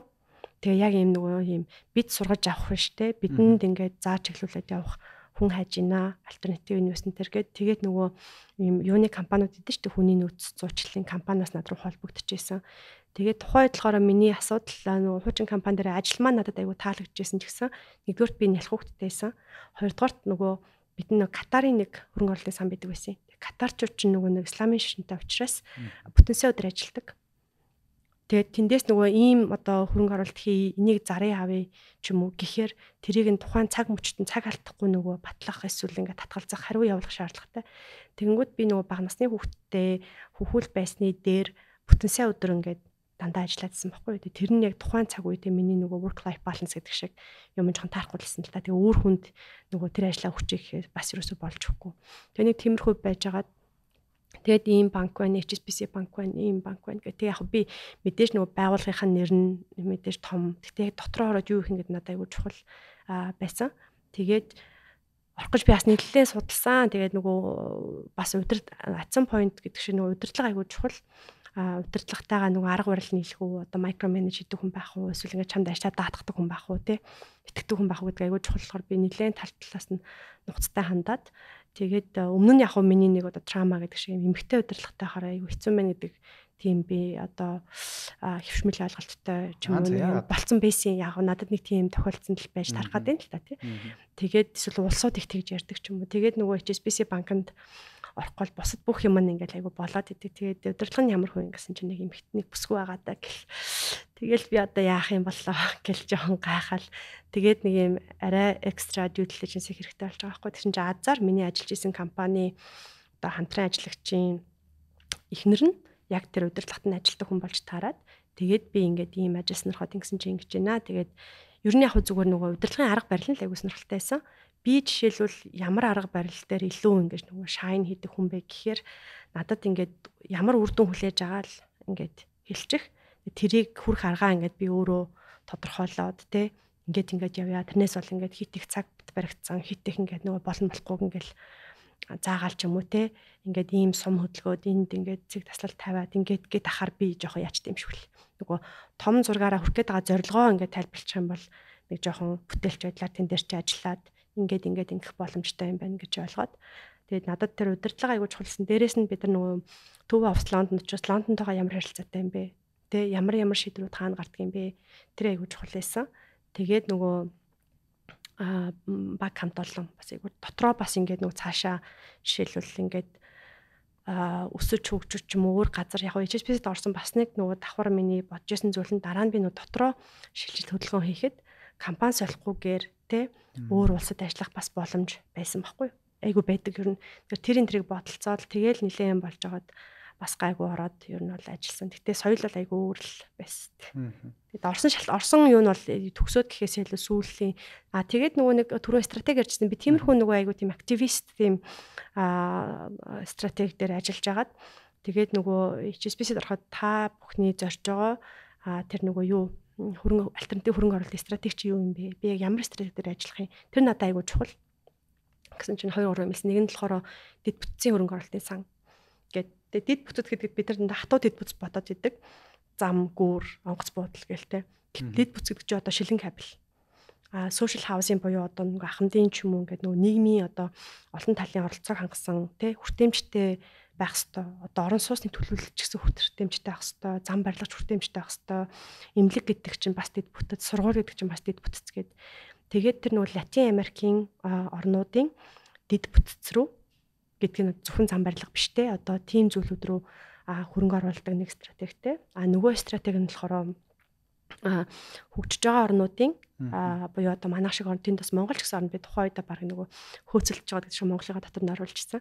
Хөгжиж байгаа орнуудын бодит салбарын одоо ногоон хөрөнгө оруулалт руу чиглэсэн бонд бондуудад хөрөнгө оруулалт хийдэг тийм хоёр гол сан байсан. Тэгээд тэрнээс надад их сонирхолтой санагдсан. Яагаад гэвэл би чинь бас ирээдүгөө бодвол тэндээ нэг тэтгэврт гарч иж хизээч бодохгүй байгаа штэ.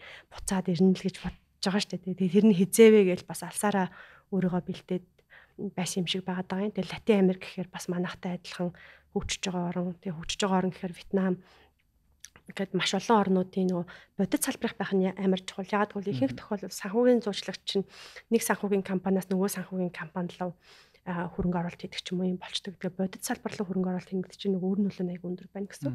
Тэгээ нөгөө ногоон хөрөнгө оруулалт гэхлээр бас одоо уур амьсгалын өөрчлөлттэй холбоотой, олон юмтай холбоотой аягүй сурах юм ихтэй юм шиг надад санагдчихсэн. Тэгээд тэр утгаараа бас тэр стратеги нэг таалагдал орж исэн. Тэгээд яг тэр ногоон хөрөнгө оруулалтын сангаа босгоод хөрөнгө оруулалтаа хийгээд тэгэл яг тэр ажлаа яг эхний раунд яваад $574 сая босголоо да. Тэгээд тэрнийхээ хөрөнгө оруулалтыг ингээд хийгээд тэгэл Монгол руу ирсэн. Одоо нөгөө Монгол бас мастераа төгссөн сургуульд багшилж ийсэн гэж би болоодсэн. Тийм. Тэгээ багш гэхээр бас ингэж байгаа шүү гэдэг шиг. Хэдэн онд?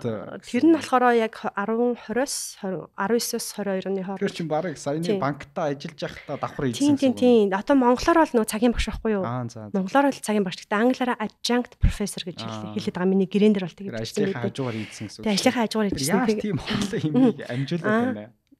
Тэгээд түрүүний нэг юм хариулах амарч нөгөө ахлах менежер гээд амар одоо нөгөө англосаксон компаниуд чинь одоо дарга гэдэг бол айгу тийм цоон болгоч үүрэг гүйцэтгэдэг баггүй юу?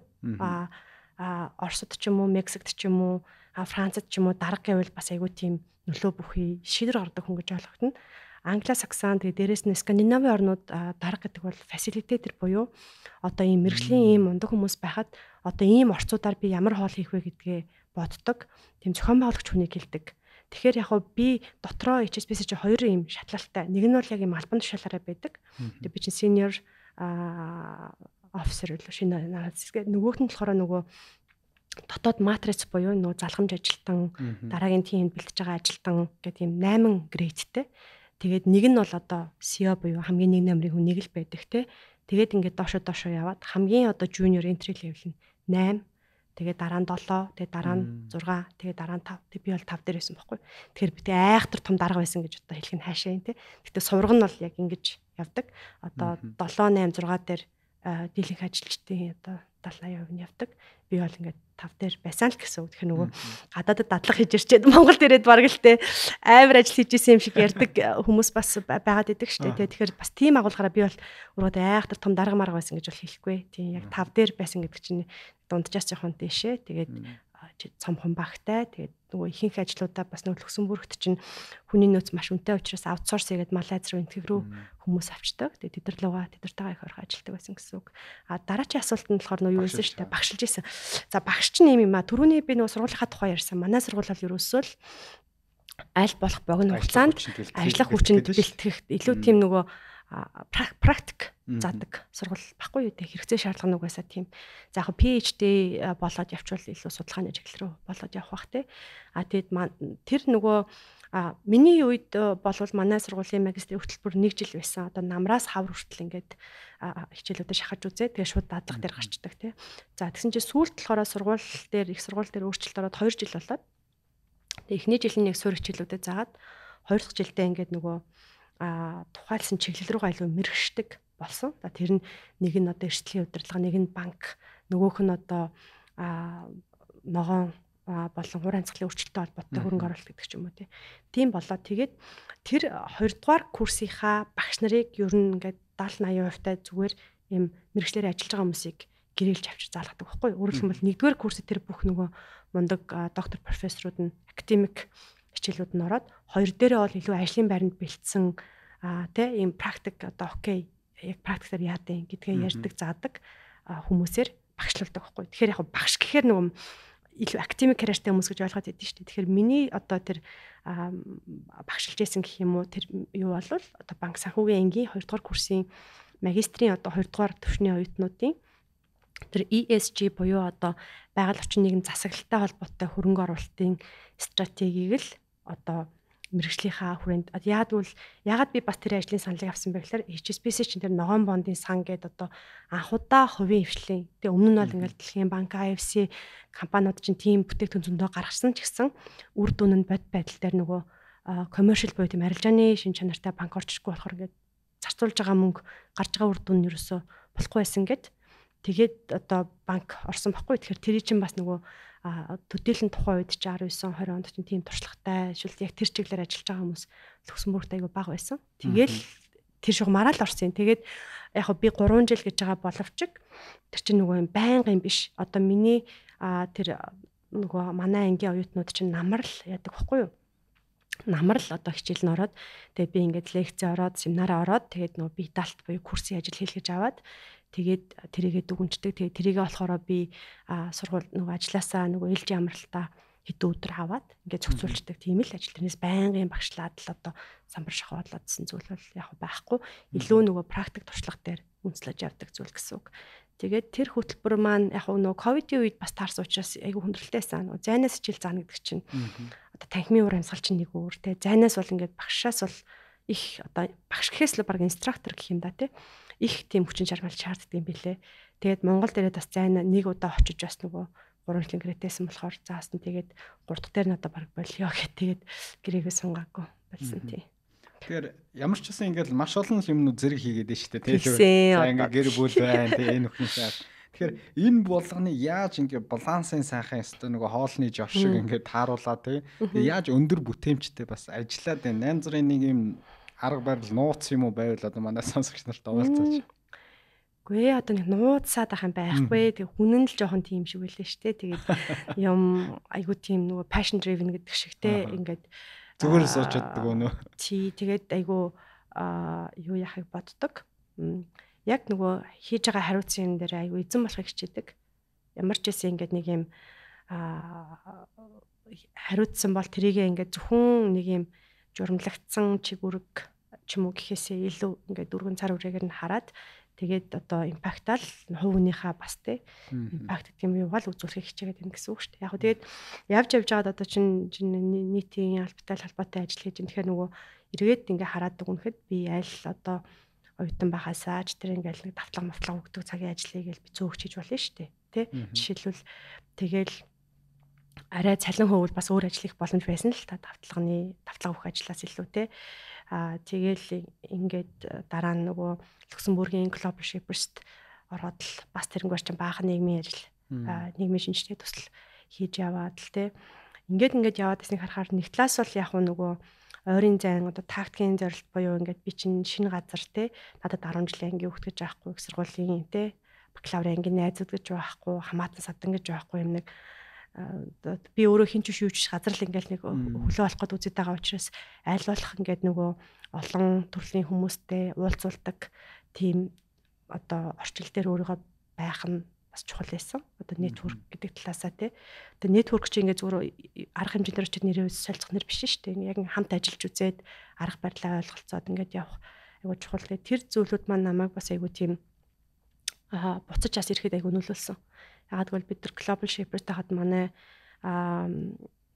багийнхан нийлж агаад бид ингээд нөгөө орон гэргүй хүмүүстэй тусалдаг төсөл хэрэгжүүлээгээд тэгээд заа зүв болоод би ч одоо нөгөө бусад улсад ч юм уу Монголд одоо орон гэргүй хүмүүс гэдэг чинь ямар хэцүү нөхцөл байдал байдаг хүмүүс вэ гэдэл бид чинь баахан л одоо нөгөө албан байгууллагууд дээр ингээд хувцас сонор цуглуулдаг ажил хийгээл баахан л одоо ресторанууд дээр аль хоолунд бэлддэг ажил хийгээл тэгээл нөгөө төв талбай дээр тий том юу засаад л асар засаад л хувцснуудаа хийм юм дөгөөд л үлгэж мүлгөөд л тэгээ шопингийн тийм өдөр болгож байгаа байхгүй тэгээ гой халуун хоол мол идээд л тэгээд яг хөө тийм зорилгоор ингээл яг өөрийнхөө л мэдж байгаа хүнээндээ ингээд нөгөө найзынхаа ажил туслаад ингээл хийсэн чинь Люксембург ч өөрөө бас нэлээд мөнгөтэй улс болохоор яг тэр нөгөө орон гэргүй хүмүүсийнхаа хүртэл суурь асуудлыг шийдсэн байт юм билээ. Нийтийн байртай тэ хоолнд нь бол асуудал юм билээ. Тэр бол ерөөсөө том асуудал биш юм билээ.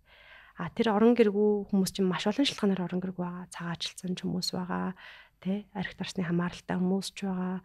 Эсвэл ингээд зүгээр л ингээл нэг амьдралны хүлээ алдаад буцаж одоо камбэк хийж чадаагүй ч хүмүүс байгаа байхгүй юу. Тэгээд явж тэр төслийн эцэст би юуг ойлгосон бэ гэхээр тэгэхээр энэ орон гэргүй хүмүүст чинь зүгээр та ингээд таны үзэл бодол та өөрөө чухал хүн шүү гэдэг юм өрөвдөх юм хүний хайлан өнцгөр биш зүгээр л юм хоёлаа ингээд юм ярьж байгаа юм шиг цагийг өнгөрөөх нь хамгийн том тус байгаа байхгүй. Тэгээд дараа жилээс нь бид нар хөтөлбөрөөр өөрчлөөд зүгээр ингээд хүмүүс одоо матч хийгээд тэгээд сайхан ингээд дейтэнд авч яваад нэг орон гэр хүмүүсээ кофе авч өгөөд те сандвич идээд өөрөө авч өгмөрөөл өөрөөр нь ахуулаад тэгээд ингээд амьдралын туршлага үүх түүх альва нэгэн одоо цаг үеийн асуудал өөрийнх нь байр суурийг сонсоод зүгээр л одоо хүний одоо тэр эрхэм чанарт талтахгүйгээр харьцах нь нийгмийн ажил болчихж байгаа байхгүй юу. Тэгээд тэр бол надад ингээд за гэд ер нь хүний одоо нөгөө ахуйн хэрэгцээний дараа ингээд сэтгэл зүйн хэрэгцээ одоо нөгөө юуны гурвалжингаар гэдэг үлээ те. Тийм байна. Гих мэтчлэн зүйлүүдийг ингээд нөгөө харьцуулж ойлгоход айгүй бас тусалсан. Тэгээд манай улсын хувьд болохоор одоо нөгөө асуудал айгүй ихтэй байдаг боловч асуудал нь бас тийм одоо тэр төвшөндөө очиог байгаа байхгүй. Тэг ингээд барайл аваад хийвэл гэд зүгээр юм low hanging fruit гэдэг шиг наагур ажлууд бас айгүй байд юм байна. Тэгээд залуучууд ч гэсэн бас айгүй санаачлагтай байд юм байна. Тэгээд бид чинь бас нэг юм үндэстэн улс буюу үндэстэн улсын энэ тэндээс ингээд ирээвэр хураагаар цуглуулсан хүмүүс биш тий.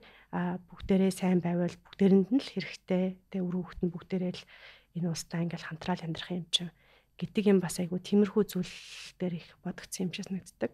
Яг ер нь яг жоохон итгэвтэй төрлийн хүндээ л орох байх. Тэгээ би ингээд тэрийг ингээд яагаад гэд асуухаар надад хариулах юм болтдгоо. Би тэгээд байгаа нь л баг л тийм юм биш үү дээ гэд яг боддог. Зүгээр яг яаж амжуулдаг вэ гэд тэгэхээр нөгөө амжиж байгаа ажлууд нь л ингээд олон нийтэд гараад идэм шүү. Би чи ингээд sabbatical аваад 3 сар зүгээр хинт чирэггүй одоо гэрийн тэжмэл амтан шиг ч гэсэн байж утсан цаг үе байгаа хгүй ингээд өөрөө цаанаасаа би тэгмээр санагдаад тэгэхээр тэр үед бол би нэг гайхамшиг бүтээгээд л энэ тэнд хийгээд байсан юм бол байхгүй зүгээр сайхан одоо нөгөө юу ч хийхгүй те хинд чирэггүй те ямар ч мист кол ирдэггүй тийм туршлага бас хүнд ингээд хэрэгтэй юм шиг ингээд санагдаад амьдралын одоо нэг юм номоор бол ингээд бүлэг солигдох үе дээр тийм завсарлага авч ирсэн үед бас ер нь бол байгаа. Зүгээр ажлын арга барил гэх юм бол нэг юм ялархахыг жоохон боддгоо тэр ингээд бодлыг ингээд өрөөсөө жоохон аваад хайчихыг хичээдэг. Яагаад гэвэл тэртээ би хийх юм бол одоо нэмэлт тийм зарж гаргаад явах юм бэ. Тэр ч одоо бас одоо яана маана эсвэл би өстэй их ажиллаад шүү гэж бодохоор чинь сэтгэл зүйн хувьд ч юм уу бас тэр чинь одоо нэг зардлал болоод байна шүү дээ. Тэртээ би нэг хинч намайг чи нэг хийхгүй бол гэж утга тулгаагүй те буу тулгаагүй. Тэгээд би хүн санал тавьсан байж болно. Гэтэ би заа гэдэг шийдвэр чи миний шийдвэр шүү дээ. Тэгээ заа гэж хэлэхээс өмнө би бол бодно. Нэгэнтээ заа гэсэн бол одоо би тэ хүний төлөө, бусдын төлөө ингэж нэг яагаад байгаа юм байхгүй чи миний өөрийн одоо оюун бодлороо дүгнээд хийсэн шийдвэр байгаа учраас тэр шийдвэртээ одоо эцсийн хүртэл эсвэл ингээд гинтийн одоо анхны одоо гэрээ гэдэг юм уу тохирсноос өөр зүйл гарч ирээгүй л тэрэндээ ингээд үнэнч хийхийг л боддог. Тэгээ нэг үрдүн маань ийм байх юм байна гэдгээ харчвал би ажиллахад аягүй амар идэг. Тэрнээсээ хөөгөөд за тэхийн тулд ингээд хийгээл нөөц болцоо бүх юма хуваарлал ингээд явцдаг. Тэгэхгүй хитрхийн нөгөө процесс төвтэй ажлууд дээр би жоохон яаж чаддаггүй. Нөгөө онцлог нь процесс төвтэй ажил дээр жоохон түүртэй эсвэл эн чинь ингээд юуны төлөө үлээ, ямар зорилгын төлөө үлээ. Чи яагаад байгаа вэ гэдэг нэг юм том зургаа ч юм уу ингээд value chain харахгүй болохоор жоохон төөрөлтөд ингээд яагаад идэх тэглээд жоохон онцлог тийм. Тэгэхээр ажиллаа болохоор илүү тэр юугаал харахыг боддог доо. Тэгээд том зургийн үр дүнгээл харахыг боддог. Тэгээ яг хөө тийм амарч гайхамшигтай агуу юу муутай хүн бишээ, нууц мууцтай хүн бишээ, яг чухлаас нь илүү хийхийг боддог. Маш олон ингээд асуудал бол миний бодлоор сайн ингээд нөгөө зөв оншилж чадах юм бол нэг том асуудлын шинж тэмдгүүд үүдэг. Тэгэхээр тэр том асуудлаа барьж аваад түүн дээрээ одоо гол нөөцөө зарцуулаад явах юм. Тэр нь шийдэгдчихээр дагаад нэг 3 жижиг асуудал шийдэгдэх ч юм уу те. Болж тарах гэдэг. Миний л одоо зүгээр одоо өөрийн үзэл бодлоор. Тэгэхээр ажлуудаа ч гэсэн ингээд зүгээр юм чагсаалтаар ингээд бичиж тахаас илүү нэг жоохон тунгаагаад, жоохон бодоод за ер нь гол нь л энэ юм байна да.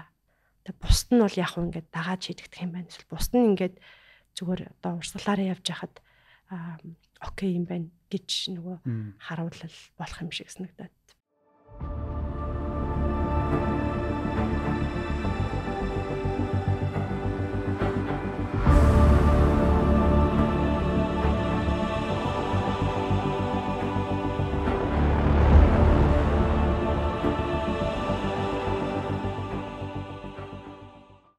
шүү дээ. Одоо би жоохон тэгвэл бодлогын асуултууд асууя. Одоо жишээ нь өөрөө чи асуудал гэдэг хоёлаа сая сүүлийнхэн хариултанд хөндлөө шүү дээ. Тэгэхээр сангийн яамны хувьд сангийн бодлого талаасаа гэдэг юм уу? Тэгвэл асуудал нь одоо тэр өвчний шинж тэмдэг нь нэгдүгээр та хаана байна гэж харж байна.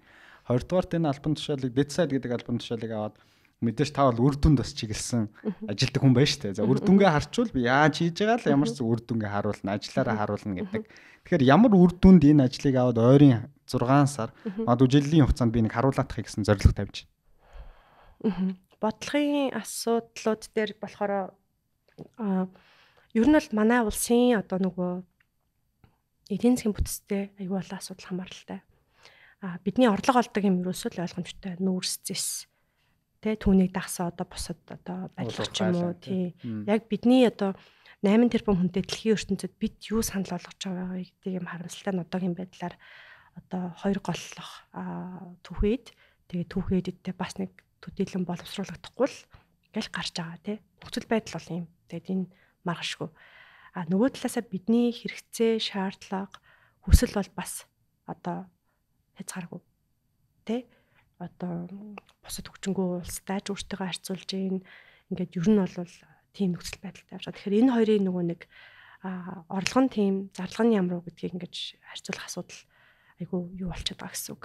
Тэгээд тэн дээр айгүй асуудал байдаг гэсэн үг. Тэгээд нөгөө талаасаа болохоор бас нэг асуудал нь нэг юм төсвийн одоо төлөвлөлт тэгэхээр чи ингээд нөгөө уулуурхайн одоо зисч бай, нүүрсч бай, одоо газрын дотор орнуудын хувьд газрын цэсний үнэ айгүй доктортой байдаг байхгүй. Тэгэхээр төсвийн орлого нь айгүй доктортой ойлгомжтой. Учираас ингээд урт хугацаагаар юм төлөвлөөд яваад байж бас болдог. Бидэнд байгаа зис нүүрс бол айгүй тийм үнэн доктортой биш циклээр явдаг. Хэсэг өсөөд хэсэг буурдаг. Хэсэг өсөөд хэсэг буурдаг. Тэнгүүд бид нар өсөх үед нь зардлаа тэлчээд буурах үед нь нөгөө бүсээ чангалагч нь угаас айгүй хэцүү байдал руу орчдөг. Тэгээ тэр нь ингээд нөгөө айгүй олон асуудлыг үүсгэдэг нэг тийм бас зүйл байна. Нөгөө талаасаа бид ингээд айгүй том газар нутаг дээр тархан суурьшсан тий. Бид ингээд хүн амын тал нь Улаанбаатарт амьдарч байгаа гэл бүх юмаа Улаанбаатарт бас төвлөрүүлээд байж бас чадахгүй. 5 хүн ч 5 хүн, 10 хүн ч 10 хүн учраас нөгөө дэд бүтцүүдтэй ингээд орон нутг руугаа тавихаас аргагүй болдог гэдэг ч юм уу. Ингээд иймэрхүү асуудлууд бол яг байдаг. Тэгээд нэг юм одоо эхийн нөцөхгүй тухлын тур ахгүй гэдэг шиг юм одоо ирэмб дараагаа ингээд тогтоох асуудал их хүнд юм шиг байгаа юм л та. Ингээд тойрог мориг эдийн засгийн ач холбогдолтой салбар малбар гэл ингээл явсараа гал тэгэл нэг юм төсөв ингээл боогдоол хилцэгдэл ингээл явдаг. Тийм л циклэр ингээ явж байгаа. Гэтэ яг ингээд зүгээр төсвийн ил тод байдал, олон нийтэд хилцүүлэг, тэгээд одоо ингээ жагсаалт тойрог гэл те. Ингээ юмнууд бол яг нөгөө том зургаараа юм бол ингээл сайжрах чиглэл рүү л явж идэг гэж би бас итгэдэг. Тэгж байгаа байх гэж боддог. Гэтэ тэрийг ингээд илүү хурцсах гэдэг юм уу те. Заавал ингээ бүх юмыг ингээд туучж ийж биш ингэх боломж байна уу гэдэг дээр асуудал үүсдэг. За тэгээ урсгал зардал бас нэлээд том хувийг эзэлдэг. Манай төсөвт бол одоо нэлээд том хувь эзэлдэг. Тэгээ урсгал зардлын бүтцийг аваад үзэхээр ер нь бол одоо цалин тэтгэвэр тэтгэмж халамжийн чиглэлийн зүйлүүд маш их байдаг. Тэгээ тэр бас өөрөө одоо юу гэдгийг бид нар байнгын л эмчийн дутагдaltaй байнгын л багшийн дутагдaltaй байж иж одоо хасан тань гэхээр бас их өндөрлөлтэй тий.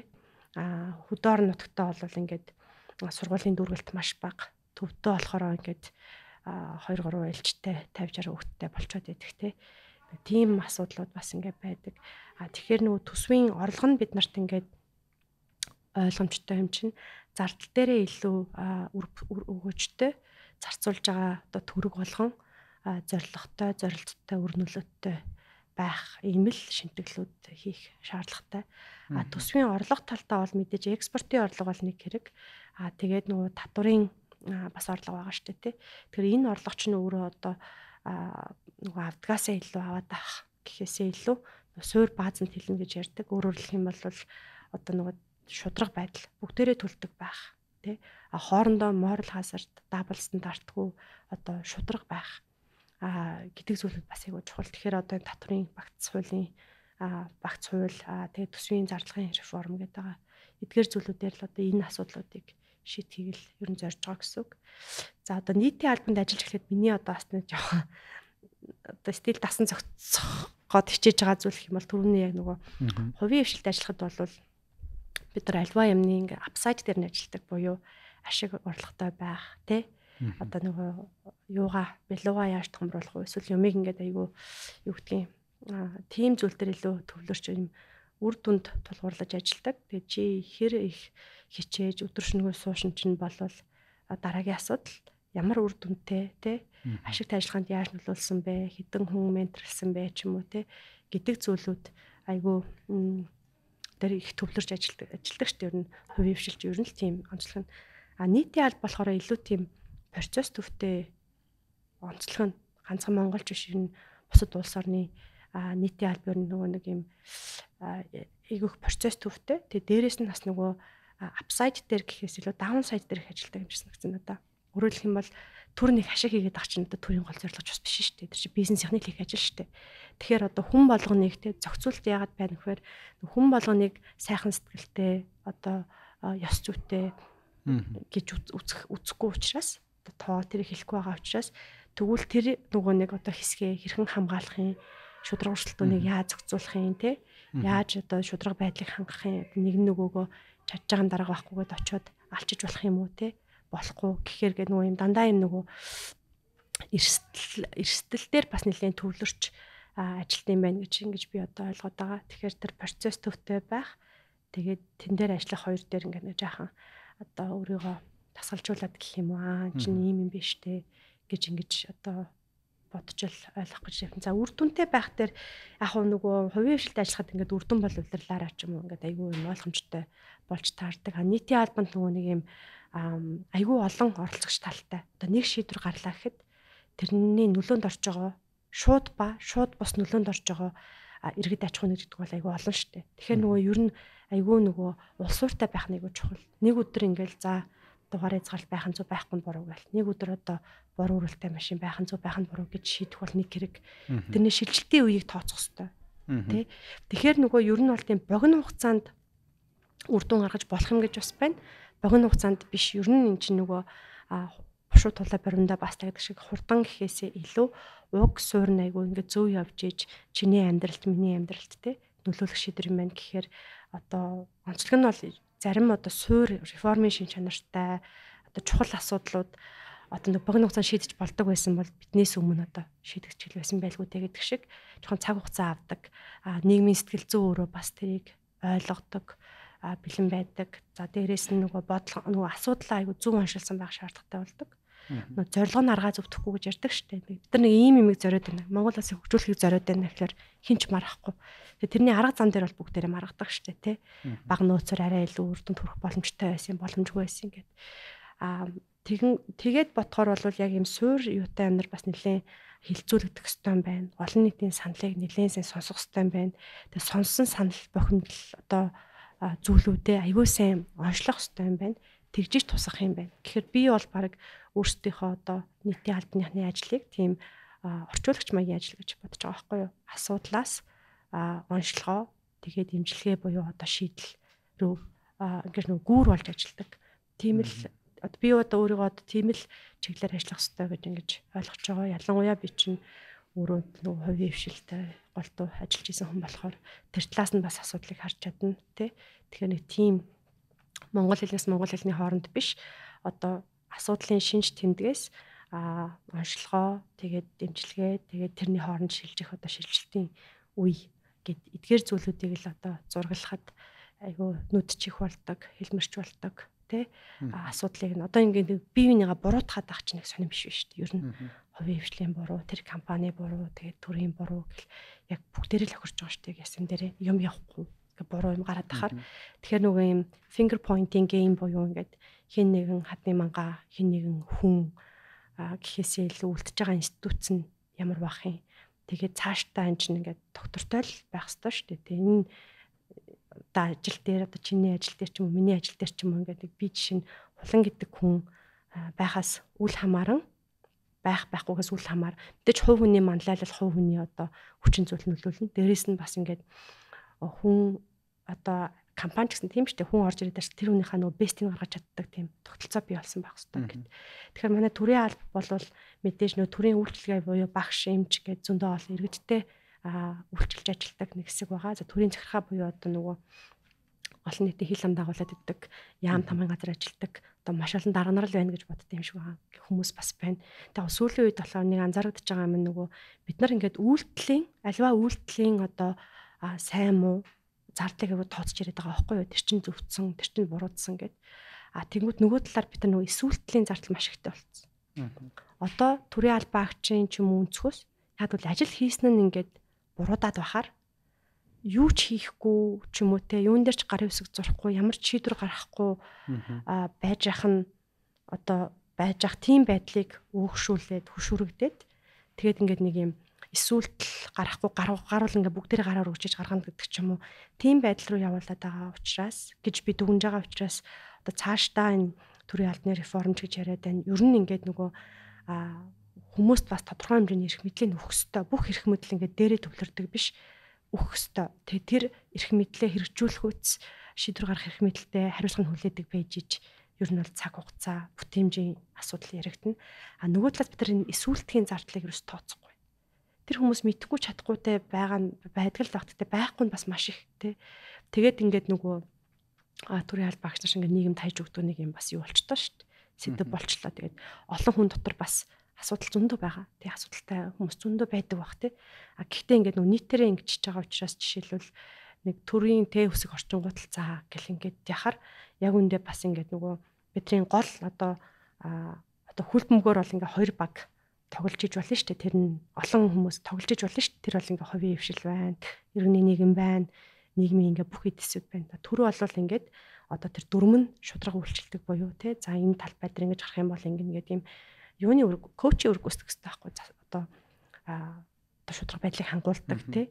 Тэгэнгүүт одоо ч нь болохоор ингээд байран солигдоод өөрөө баг гол хийх гээд ингээд гүүгээд те хувийн хвшилтэйгээ орон зай булаацалтаад тэгээ хувийн хвшил нь баг нөгөө нийгмийн хариуцлагын хүрээнд баг төрийн ихтэй ажлыг хийгээд байгаа ч юм шиг нэг юм боловсрал руу анхаарал те гэтэл түрүү бол ингээд боловсрал эрүүл мэнд гарааны тэгш байдлыг хангадаг social mobility буюу нийгмийн шилжилтийг хангадаг юмнуудаа л хийгээл үлдсэн тэр бизнесийн орон зайг чинь хувийн хвшилтэд үлдээх ёстой шүү дээ. Тэгэхээр одоо ингээд нэг юм төрийн эмчит компаниуд ч гэсэн хувийн хвшлийн компаниудад өрсөлдөж जैन те хамаг хүний нөөцийг авч जैन гэл иймэрхүү л одоо бүтцийн асуудлууд байна да. Одоо тэгээд би ярьж байгаа анхны хүн нь бас биш байх те сүүлчийн хүн нь бас биш байх те.